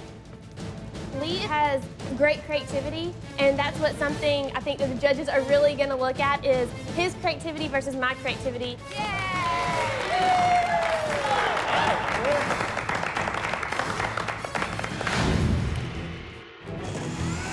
I just jumped on that cheesecake right away. Whitney's a strong dessert person. I am very weak at dessert, but I'll just do my best. Right, Lee. Now, what's the flavor of the cheesecake? Cheesecake has vanilla in it. I'm also gonna caramelize some rhubarb with some butter, some sugar, and some ginger to make like a rhubarb compote. Rhubarb puree on top of the cheesecake. Sounds delicious. Right, Whitney. Yes. Talk to me about the cheesecake. I'm doing a no-bake cheesecake. So, a no-bake cheesecake, yeah, can turn out to be a nightmare in order for it to set. You're not baking it, so therefore it's got to set in the fridge. Whitney, as ever, adventurous, dangerous. Yeah. Good luck. Thank yeah? you. Whitney and Lee, 1 hour gone, 1 hour to go. One of you will be going through to the final to face David Miller. One of you will be leaving MasterChef. Keep it going, guys. It smells amazing. Let's do it, guys. Come on. Pump it up. I knew that the 2 savory dishes that we're gonna have to make, I have to nail absolutely perfectly. What's the bacon for? The bacon's gonna go into the fill up the chicken roulade. Aren't we making chicken parm? We're making chicken parm. There's gonna be plenty of cheese in there. Sounds confusing. Taking a simple dish and you're mucking it up. Why don't you make what I asked for? You know, I'm just trying to infuse some more flavor in there. I think you're trying to win is what you're trying to do. You're trying to make something better that's been around since the beginning of time. So that's a tall order. Tell me about the chicken. I'm putting a little twist on it. I thought you'd put a twist on it, yeah? Surprise, surprise. I'm filling it with a mixture of mozzarella cheese Filling. and Normally a chicken parmesan is flat. When you say filling, you're rolling it? I'm not rolling it. I'm just gonna make a little pocket and fill it. I'm gonna keep some of the tradition, but add my own spin. Yep. They're definitely out there taking risks with interpreting the recipe. I would understand if one went rogue and one was consistent, but they're both off the path. That's the reason why they're called classics, right? Isn't it? Lee and Whitney, 20 minutes to go. Start to visualize those dishes on the plate.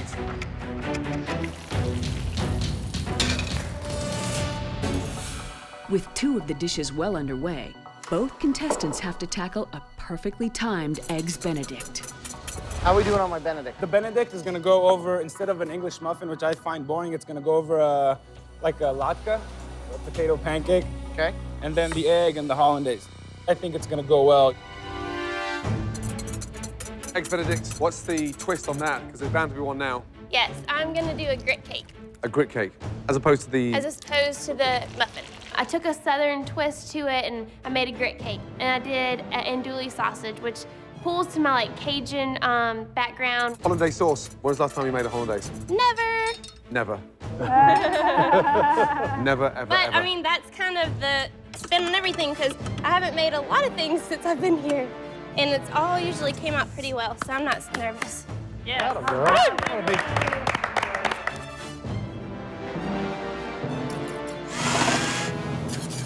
Is this your first egg going in? Yes, it is. Whoa, look at that technique. Nice. She uses the swirl, the convection. That is impressive. I'm gonna do more than one just so I have a backup. 1 hour, 50 minutes gone. Last 10 minutes. The most important 10 minutes since you've been here in MasterChef. Make it count, Whitney, Lee.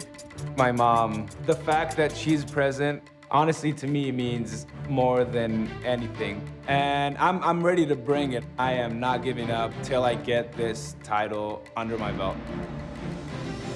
3 minutes left. Come on.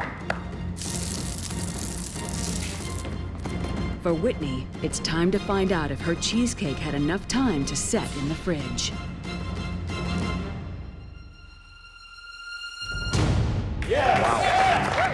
That is a very modern cheesecake. Good job, good job. Smart, incredibly confident, no-bake cheesecake, setting within that time in the fridge. Very courageous. Good. Lee, starting to put things on a plate. Thank God for that. Oh no, Whitney, your egg. Oh. With only seconds to go, Whitney must cook and replate her final dish. 15 seconds to go. Whitney, you've got to get the egg on the plate. Oh, boy. 10, 9, 8, 7, 6, 5, 4, 3, Sausage, 2, sausage. 1, and go. Stop. Yes! One of you will be joining David Miller in the final of MasterChef, the first ever final of MasterChef. Good luck to you both. All right, let's do it.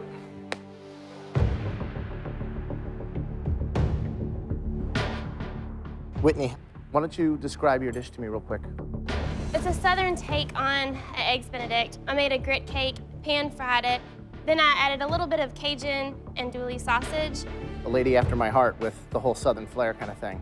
Lee, why don't you walk me through yours? So there's a latke on the bottom as the starch component, the prosciutto on top, and the beautifully poached egg with some coriander seed and cayenne hollandaise. It's very unique. You went out on a limb. You decided to change the actual vehicle for the Benedict, the English muffin. It's a dangerous move because it needs to be really thin to fry and get crispy all the way around, like a nice little hash brown. Let's see if we get some ooze action.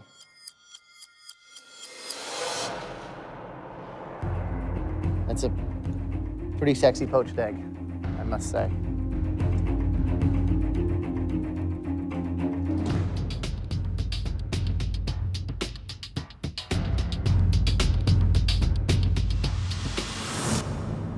The egg is cooked perfectly. All of it combines to make a really delicious dish that I'd be psyched to order in a restaurant. Whitney, you ready?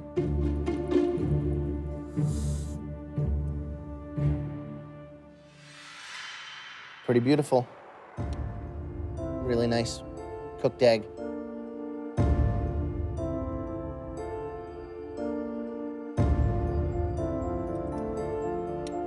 Grit cake. All the elements are prepared correctly, but the grit cake is so big. It's like an 86-ounce truck stop grit cake. I think at the end of the day, I got to go with my heart, what looks best, what tastes best, and what has shown the most technique.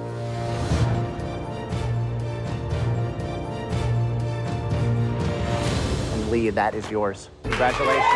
Thank you. Great job.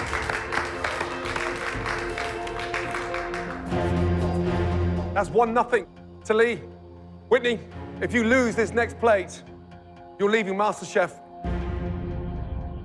Okay, Whitney, Lee, serve me chicken parmesan. I looked at Lee's and I looked at mine, and I knew that I had to get this point to make it. And I mean, Joe, he is a tough, tough judge. I wanted to have the gooiness of the mozzarella on the inside instead of on the outside, and did a little bit of a different take on the marinara. And Lee. I made a great tomato sauce, and over that, chicken that's actually rolled, stuffed with some mozzarella on the inside and the mushroom duxelle. All that was breaded, some Parmesan on top. Give them a try.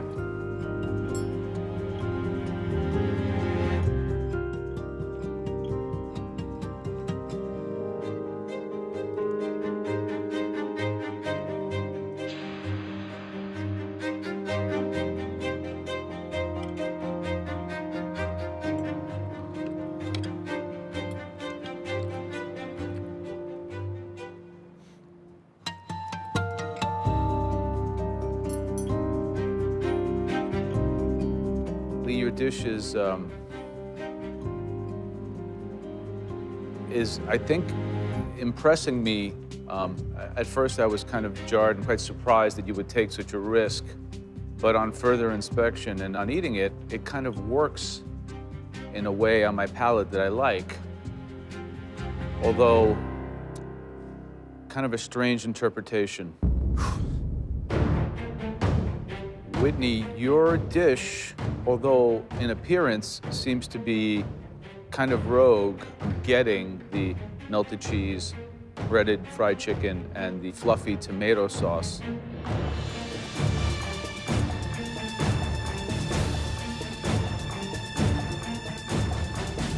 Lee, I have to say that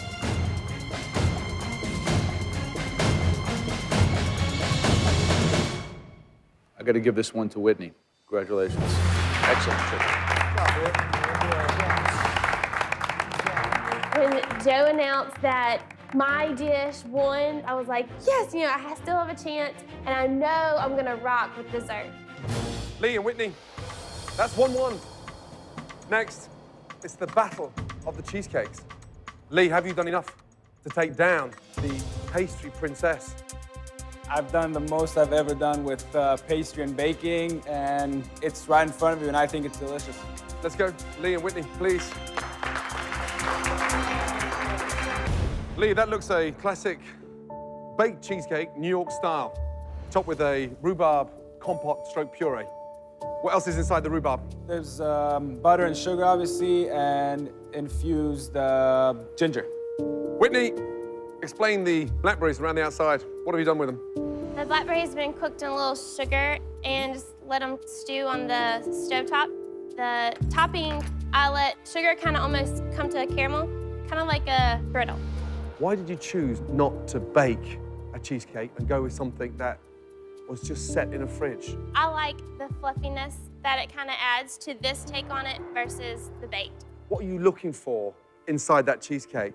It's gonna be creamy, and then you have the texture. You have the texture on top, and then you have the berries that will give us all just like a contrast of flavors, but they'll all work really well together.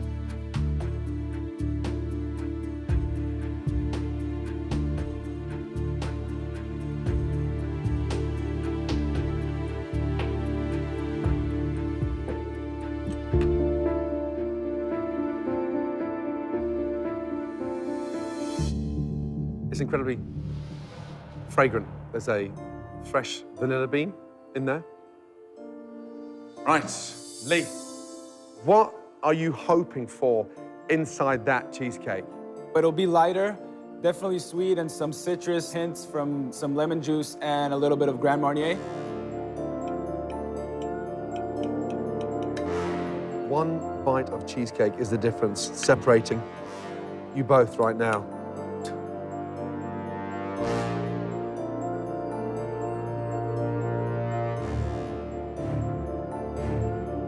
It's actually a lot lighter than it looks. The base is done perfectly.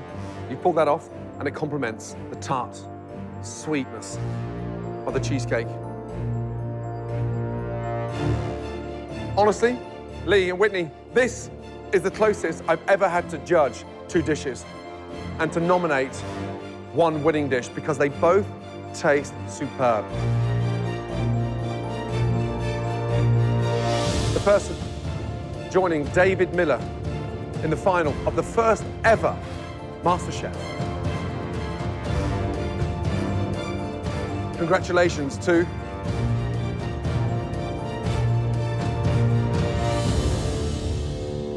Whitney.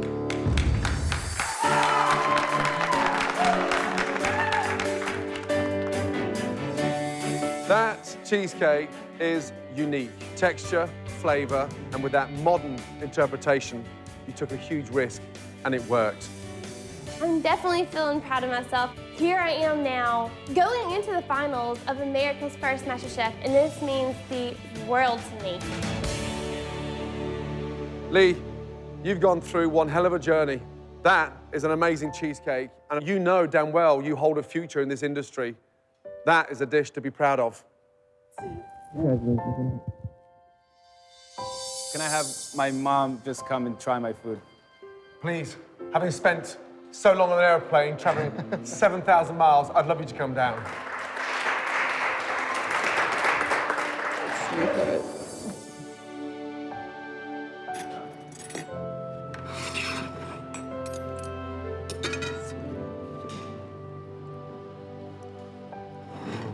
Hannah, what do you think? Amazing. I don't know where Can you join the judges maybe for the fourth vote? No problem, no problem. I came out a winner today because I had the opportunity to cook for my mom.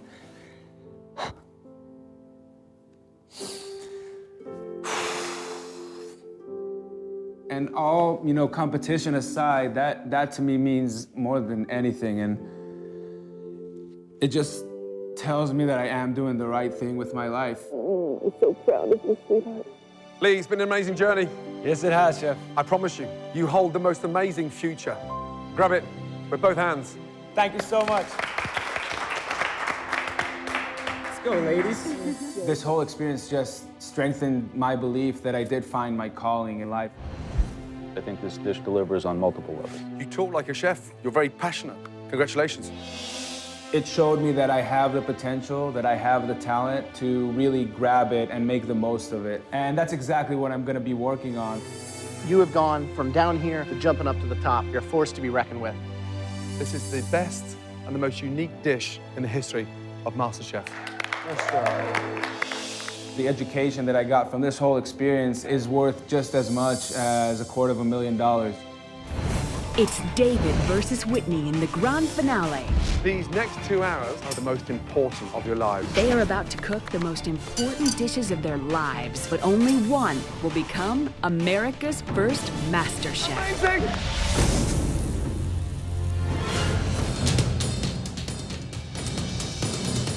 Welcome to the MasterChef main event.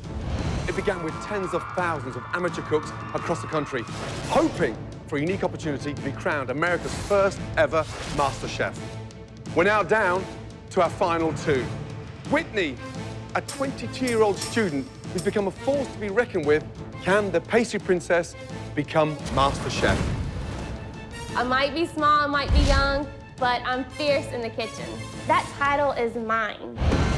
And David, a software engineer from Boston, who shed his arrogance and has blown us away with his dishes to become a true contender for the title. It comes down to one final battle, and I'm coming out on top. I will be America's first MasterChef. One of these two finalists will win $250,000 and be given a unique opportunity to publish their very own cookbook and earn the distinction of becoming the first ever American MasterChef. And it's all happening tonight.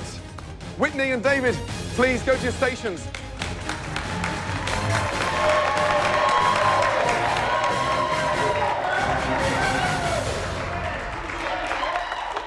Okay, these next 2 hours are about to become the most important of your lives. You're about to propel yourself into a league of super chefs. In this, the grand finale, David and Whitney will make their best 3 dishes: a mouth-watering appetizer, perfect entree, and delicious dessert.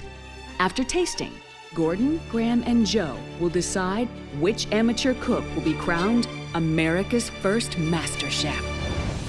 Whitney, give me an insight to your best ever appetizer, your most sought-after entree, and one of the most delicious desserts you've ever cooked.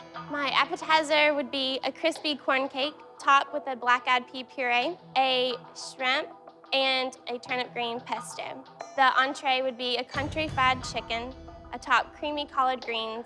Wow. And then the dessert would be a twist on a classic bread pudding, and it's a white chocolate bread pudding, but it's pureed, and so it's a light, fluffy texture with a white chocolate sauce and raspberry coulis.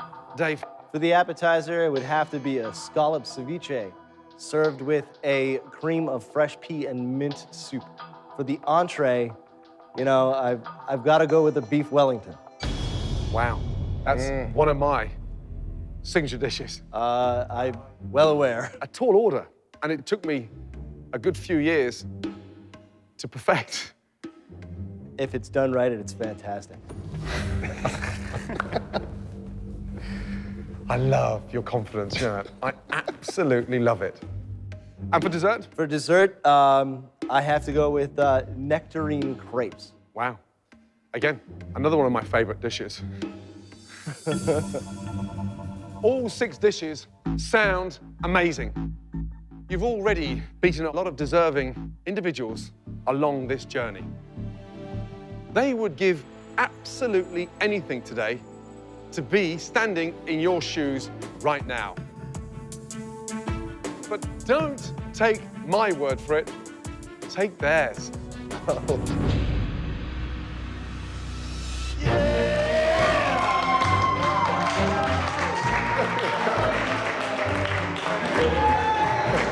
Say hello to your former competitors.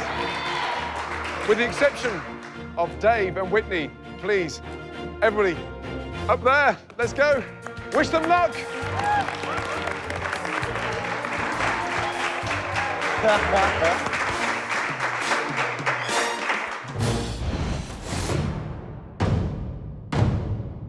The best dishes you've ever cooked in your entire lives. A stunning appetizer, a phenomenal entree, and finally, a unique dessert. 3 dishes, 2 hours, 1 winner. Let the MasterChef final begin. Off you go. Good luck. Let's go.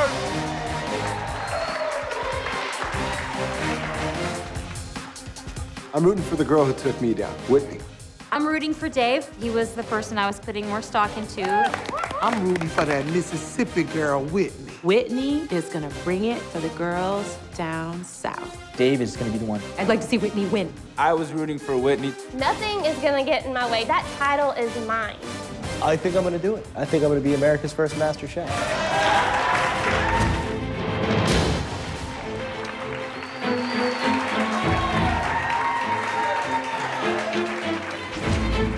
We've totally squared off in the big cook-off here between a restaurant-style menu and a home-cooked menu. Home style, but done with a modern twist. Right. Whitney will prepare a corn cake appetizer topped with a black-eyed pea puree, shrimp, and turnip green pesto, followed by country fried chicken on a bed of collard greens, and ending with a white chocolate bread pudding with raspberry coulis. If he underestimates Whitney, he's got another thing coming. Ed's bitten everybody in the backside before. David will prepare scallop ceviche with fresh pea and mint soup appetizer, followed by beef Wellington, and ending with a nectarine crepe. If he pulls this menu off with that level of intricacy, he's going to kick her butt. Right? Let's get that right. Let's look at the appetizers. I am fascinated to taste that marinated ceviche scallop. Yeah. And the chilled pea soup. Again, as always, from David Middle, a lot of unorthodox, untraditional technique that sometimes has led to victory. Let's see what he does today. We've got the scallop ceviche, bright, spicy, alongside this creamy, chilled, fresh pea soup with the mint. You would never put those together, but I would. Perfect. My appetizer is crispy corn cake with a black-eyed pea puree, a turnip green pesto, and a shrimp on top. I mean, that is so many different things going on at one time. The thing with Whitney's appetizer, even though it is kind of low country cuisine, the fact that she's elevating it by taking the black-eyed peas, making a nice puree of them, as well as taking the turnip green and making a pesto, I've never seen that done before. What a great use of a green that most people throw away. Yeah. It's rustic. It'll probably be delicious. My question is she bringing dishes that will grab our attention and really say, wow, does it have what it takes to win MasterChef?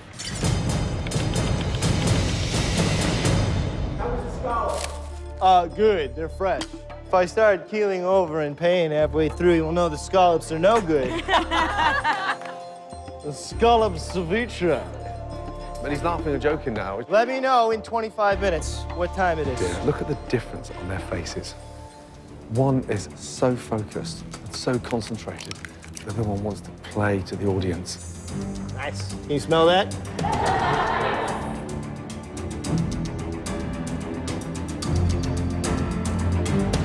Listen, one little piece of advice, yeah? Let's talk in more focus. Forget them. Shut them down. She hasn't said one word to anybody yet. She's in the zone. I need you to get in that zone. Focus.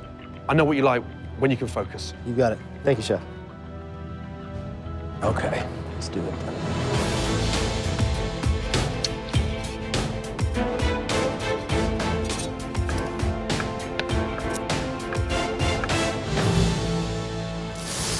With just half the time remaining, David and Whitney move on to their desserts. But Whitney seems to be deviating from her original plan and is now making a souffle. Why would Whitney change at the very last minute and start attempting to do a souffle when a stunning white chocolate bread and butter pudding can be the most delicious dessert anywhere in the world? I don't understand why she'd need to risk everything now over that. Imagine the irony if the pastry princess was taken down by her dessert. Yeah.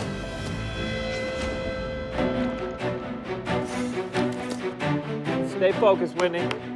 Go with your gut. Go with your gut, girl. Which is the dish you're most nervous about out of the three? Is it the dessert, entree, or appetizer? Sadly, my dessert, because Which is the first time I've ever heard you talk like that. I know. You've never been nervous or intimidated by a dessert. Is it because you've turned the dessert into a souffle now? yes.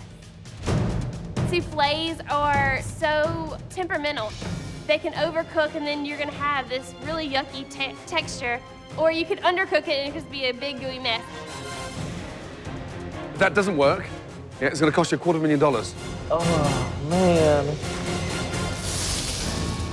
With 45 minutes left to go, David and Whitney are now focused on the finish line and putting everything they have into their entrees.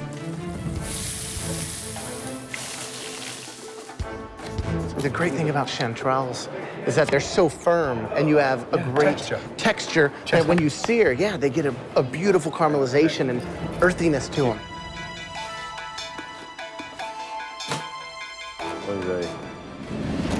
He's taken one of the most expensive, delicious, flavorful mushrooms in the $30 entire a pound for world chanterelles. and put it into a food processor and turned it into a puree.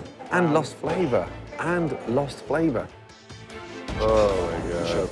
That is a very big mistake. Beef Wellington, I know how many times that could go wrong across the cooking process. Pastry splitting, beef undercooked. To wrap it up and not be able to see it and kind of cook blind and then slice into it. If that beef is undercooked and you slice through, you can't recook that. David. Yes, chef. 3 difficult dishes. Yes, chef. Yeah? Wellington especially. What's the one dish you're most nervous about? The Wellington for you. The Wellington. Yeah, absolutely. The secret of that is letting it rest, not slicing that open too early. Anybody who's going to serve a beef Wellington to Gordon Ramsay had better know what they're doing. You know how difficult those Wellingtons are to cook? Yes, sir. You've picked some of the most expensive ingredients anywhere in the world against Whitney, who has some of the cheapest ingredients. Yes, a chef. fillet of beef against a breast of chicken. Yes, chef. You're going all out. I am. You've got to make them work. Yes, chef. The chicken. Are you pounding the chicken? Put it into the marinade or? Yes, I'm doing it like a country-fried steak, but doing chicken. My cooking and Southern cooking is taking ordinary ingredients that don't cost that much, like collard greens or turnip greens, and elevating them to something so much more. Steak fried chicken breast, you're talking about one of the poorest proteins cooked in the poorest way, a true Southern tradition. And she's taking that tradition and technique and applying it to her chances to win the first ever title of American MasterChef. Yeah. Now that's risky stuff.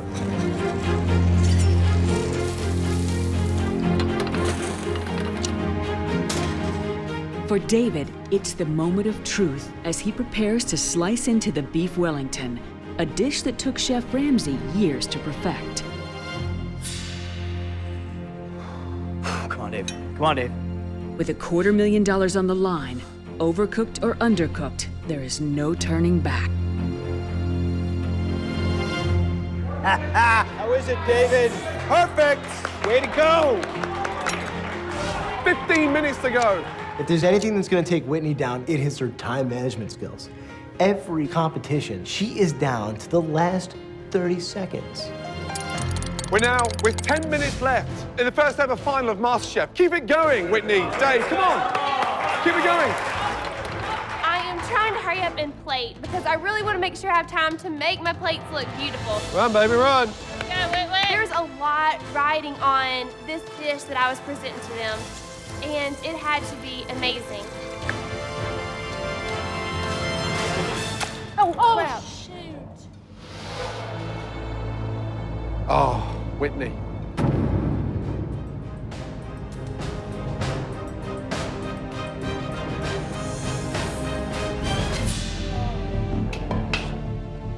She dropped the chicken. You dropped the chicken. It's okay, it's okay. I cooked my heart out for the past 2 hours and put everything in me into those dishes. It's okay, it's okay. Got it. I've left school, my family, everything that means the world to me because I wanted this title. Go, Whit! Come on! You did it, baby! Somebody was going home and I didn't want that to be me. Come on, Whitney! I feel like everybody that's watching me, my family, they're all rooting for me. And I'm thinking, Whitney, you're not letting that title slip from your hands. It's so close. I just buckled it up and went into overdrive. Come on, y'all, come on. Come on, Whitney, come on, Whitney.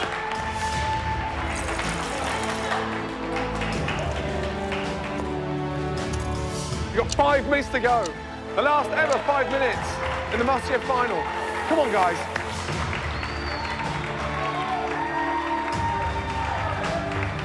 Keep it going, Whitney. Dave, come on. Good girl. Good girl. Keep it going. Yes, you did it, baby, you did it. 1 minute to go. Come on, y'all, come on. Come on, Whitney. Come on, Whitney. Good job. Yeah! Come on, guys. Yes. All right, Dave. 10, 9, 8, 7, 6, 5, 4, 3, 2, 1. Stop! Bring it! Oh!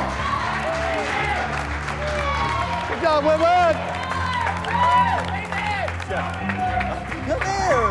Woo! That's it, we're done! We're done! Absolutely amazing. Right, Contestants, families, and friends, there's one thing you won't be watching, and that's us tasting all 6 dishes, not here, but inside the MasterChef restaurant. We'll meet you in there, both of you, with your appetizers. Good luck. Good luck. Let's go.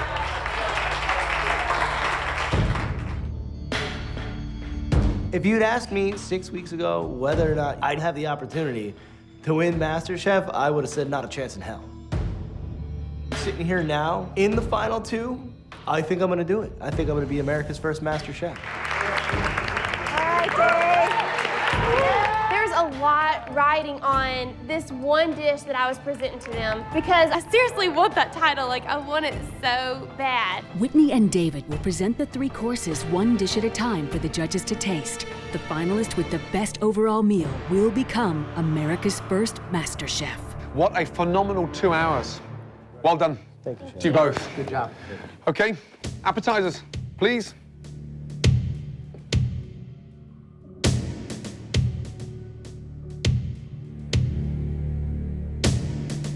They smell delicious. Dave, please, what is it? We've got a sea scallop ceviche served alongside a cream of fresh pea and mint soup. Wonderful. David, do we pour the soup over or just sip? Personally, I would not eat them together. They're there as a complete and total contrast separately. Sorry, excuse me, just stop there. You wouldn't eat them together, so why are they on the same plate? Again, but independently, they don't run. So it's not an appetizer, it's 2 courses on 1 plate? I did it intentionally so that they would be separate. Okay, let's go.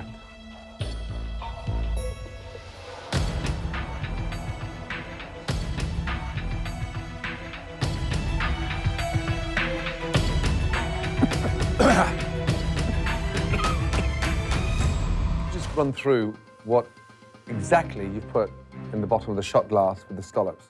There is a touch of, maybe more than a touch of jalapenos. God, that's hot.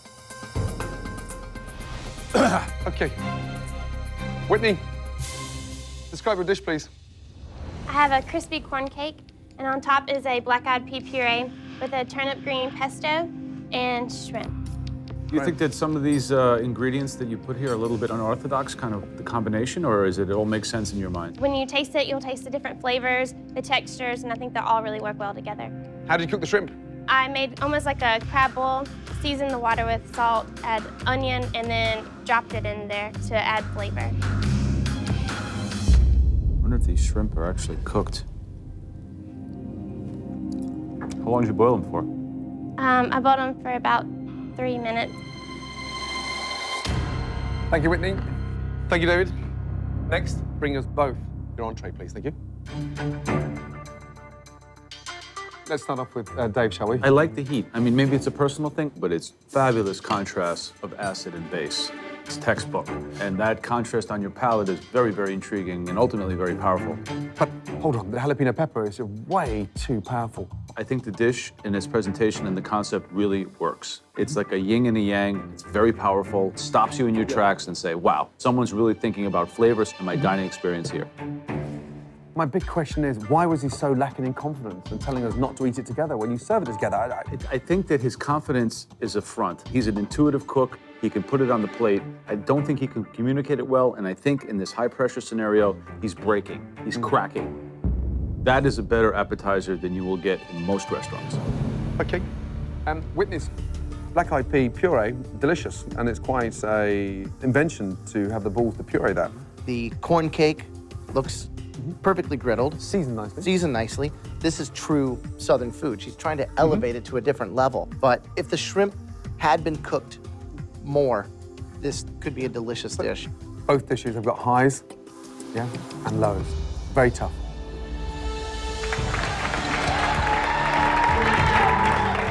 I am beyond proud of myself. It is the most stunning beef Wellington I personally have ever made. But is Whitney's 7-minute chicken cooked to perfection or raw, which can cost her the title? I was very nervous about whether or not my chicken was gonna be done. I mean, my adrenaline is pumping like crazy. Thank you. Entrees, please. Okay. Dave, explain exactly what your dish is, please. It is a traditional beef Wellington, beef tenderloin wrapped with prosciutto, a duxelle of mushrooms, a touch of foie gras pate, wrapped in puff pastry, and baked. I've made these 1,000 times. I'm so excited to taste this. I want this sort of almost to melt in my mouth. Is that my expectation? Yes, chef.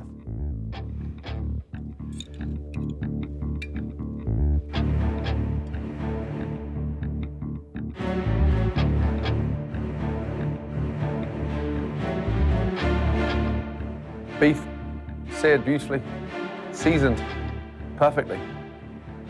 Here's the thing. You took the best cut of beef anywhere in the world and made your life difficult with it. In the most pressurized contest anywhere in America tonight. And it's not bad, but it's not perfect. You had two up your sleeve and wrapped up both of them, and then opened up one, sliced it, 2 more minutes, and then you're gonna hit perfection. Help me to understand, why would you pick a dish that took me 1,000 times to get right?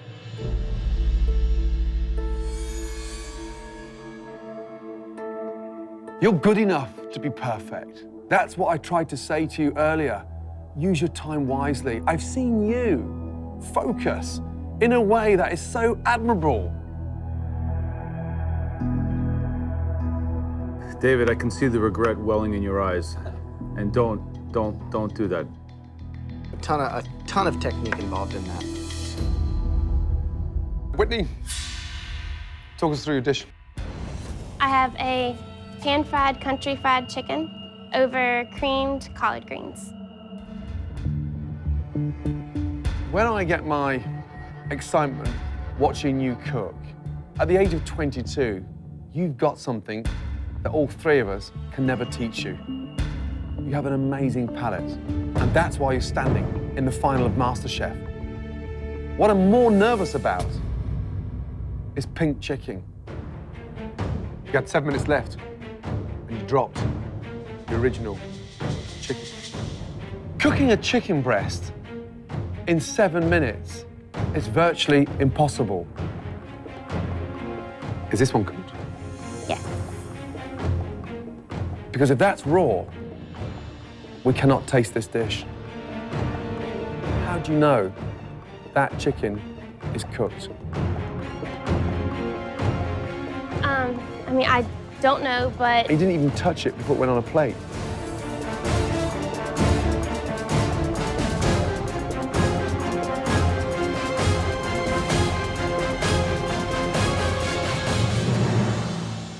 Whitney, it's cooked perfectly. I was freaking out. I was like, seriously, you have a chance now, Whitney. You have a chance. It's like creamed, textured spinach, but with a much cheaper, humble ingredients. Are collard greens cheaper than spinach? Yeah, much cheaper. They give them away. Yeah, exactly. They do. Collards is something that you have to cook at a very low temperature for a long time. You cut them extremely thin. That was really smart. You've managed again to execute a very well cooked chicken breast. Thank you. Dave, Whitney, please bring in your final dishes. Thank you. It's fancy versus simple, at-home gourmet versus southern hospitality beauty. This is something that you would get at a diner in the Low Country.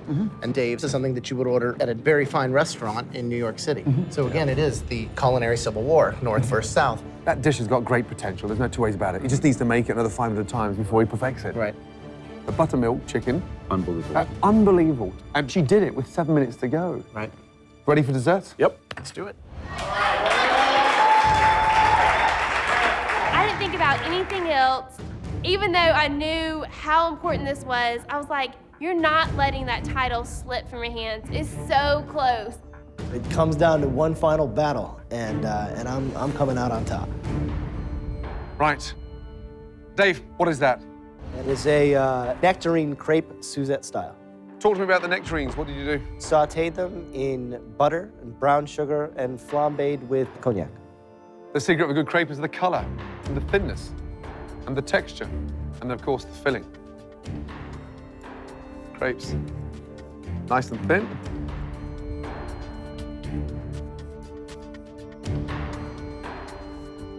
That's good. Really good indeed. I think I like the filling a little better than the actual crepe on this one.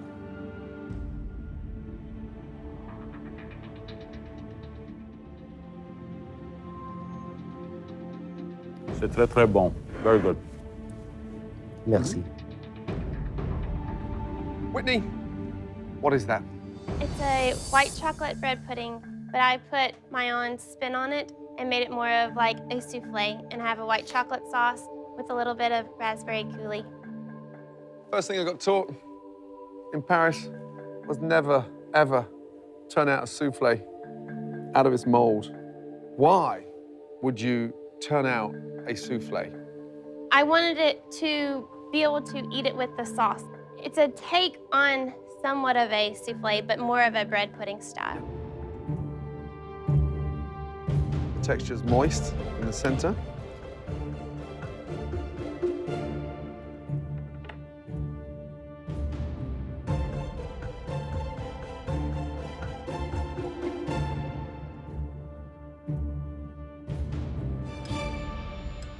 Two very delicious desserts, really good desserts.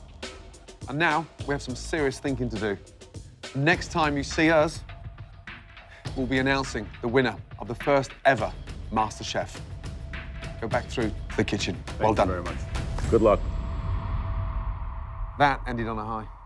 Amazing. Unbelievable. Delicious. Both incredible flavors. Yeah. Wow. It's like they've switched roles. Mm-hmm. She's gone for the sort of David Miller type over-ambitious dessert, and he's played safe to something charming. I definitely would have expected to see that from her. Yeah, and what was the method in her madness? A souffle's hard enough. Tipping it out onto a base of white chocolate sauce with fresh raspberries. I mean, is she crazy?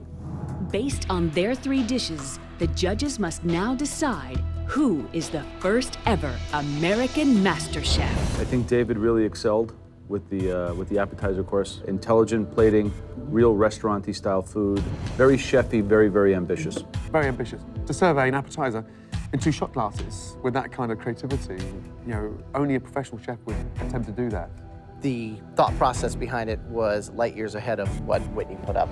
And I think that where Whitney went wrong is that she went away from her instinct and tried to intellectualize a dish, taking Southern ingredients, techniques, and making a restaurant-style dish, and it didn't work. However, flip over the entree, and she pulled it off. Because that chicken 100%. was absolutely delicious. But 2 things on the plate, and it sang. It was incredible. It was a beautiful duet. The chicken, she nailed it. 7 minutes. I don't know if she was lucky. How? I have no idea. Both sides, though. It wasn't a fluke, because if you look over the entire chicken, evenly cooked, Yeah. gorgeous, golden all around. And dessert, I mean, 2 high points in terms of a modern interpretation of a souffle, and then a classic. The crepe was excellent. I couldn't stop eating it. The crepe was simply delicious.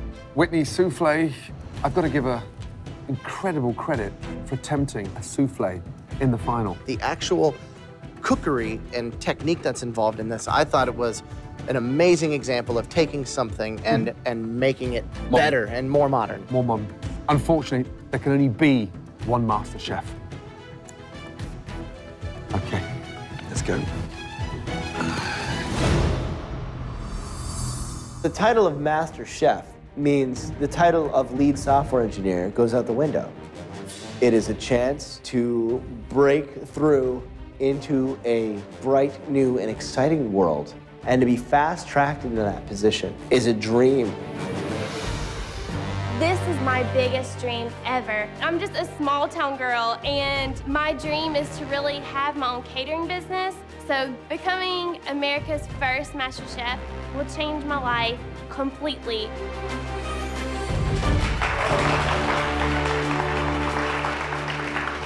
Both of you arrived inside MasterChef kitchen as amateur cooks. On tonight's performance, both of you cooked like professionals. You now deserve the right to stand here, right now. Let's go, huh? Come on.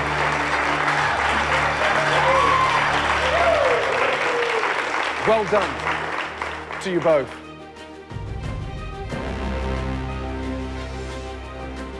This has been a very tough decision. And the winner of America's first ever MasterChef comes with $250,000 and a unique opportunity, your very own cookbook. It doesn't get any better than that.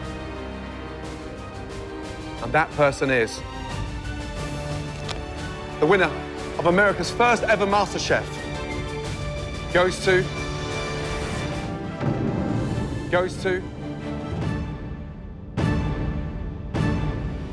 Whitney! Amazing! Absolutely amazing!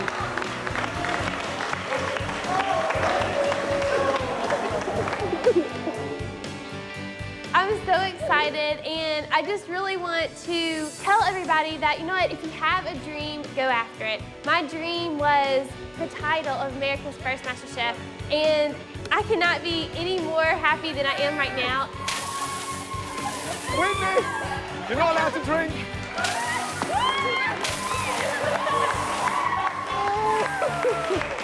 Is this a dream come true? Not only for my wife and I, but for Whitney. We are just all so proud of her. I'm beyond proud of myself. Even having the opportunity to even cook for these guys, to show them that I do have what it takes, you know, but wow. Next to that one, she puts me to shame, and I know she's gonna build that catering business that she's always wanted. The first ever American MasterChef, Whitney! It's just indescribable. I don't even know how to explain how happy I am right now. I'm definitely gonna have my 7-minute chicken in the cookbook. Amazing, amazing, amazing.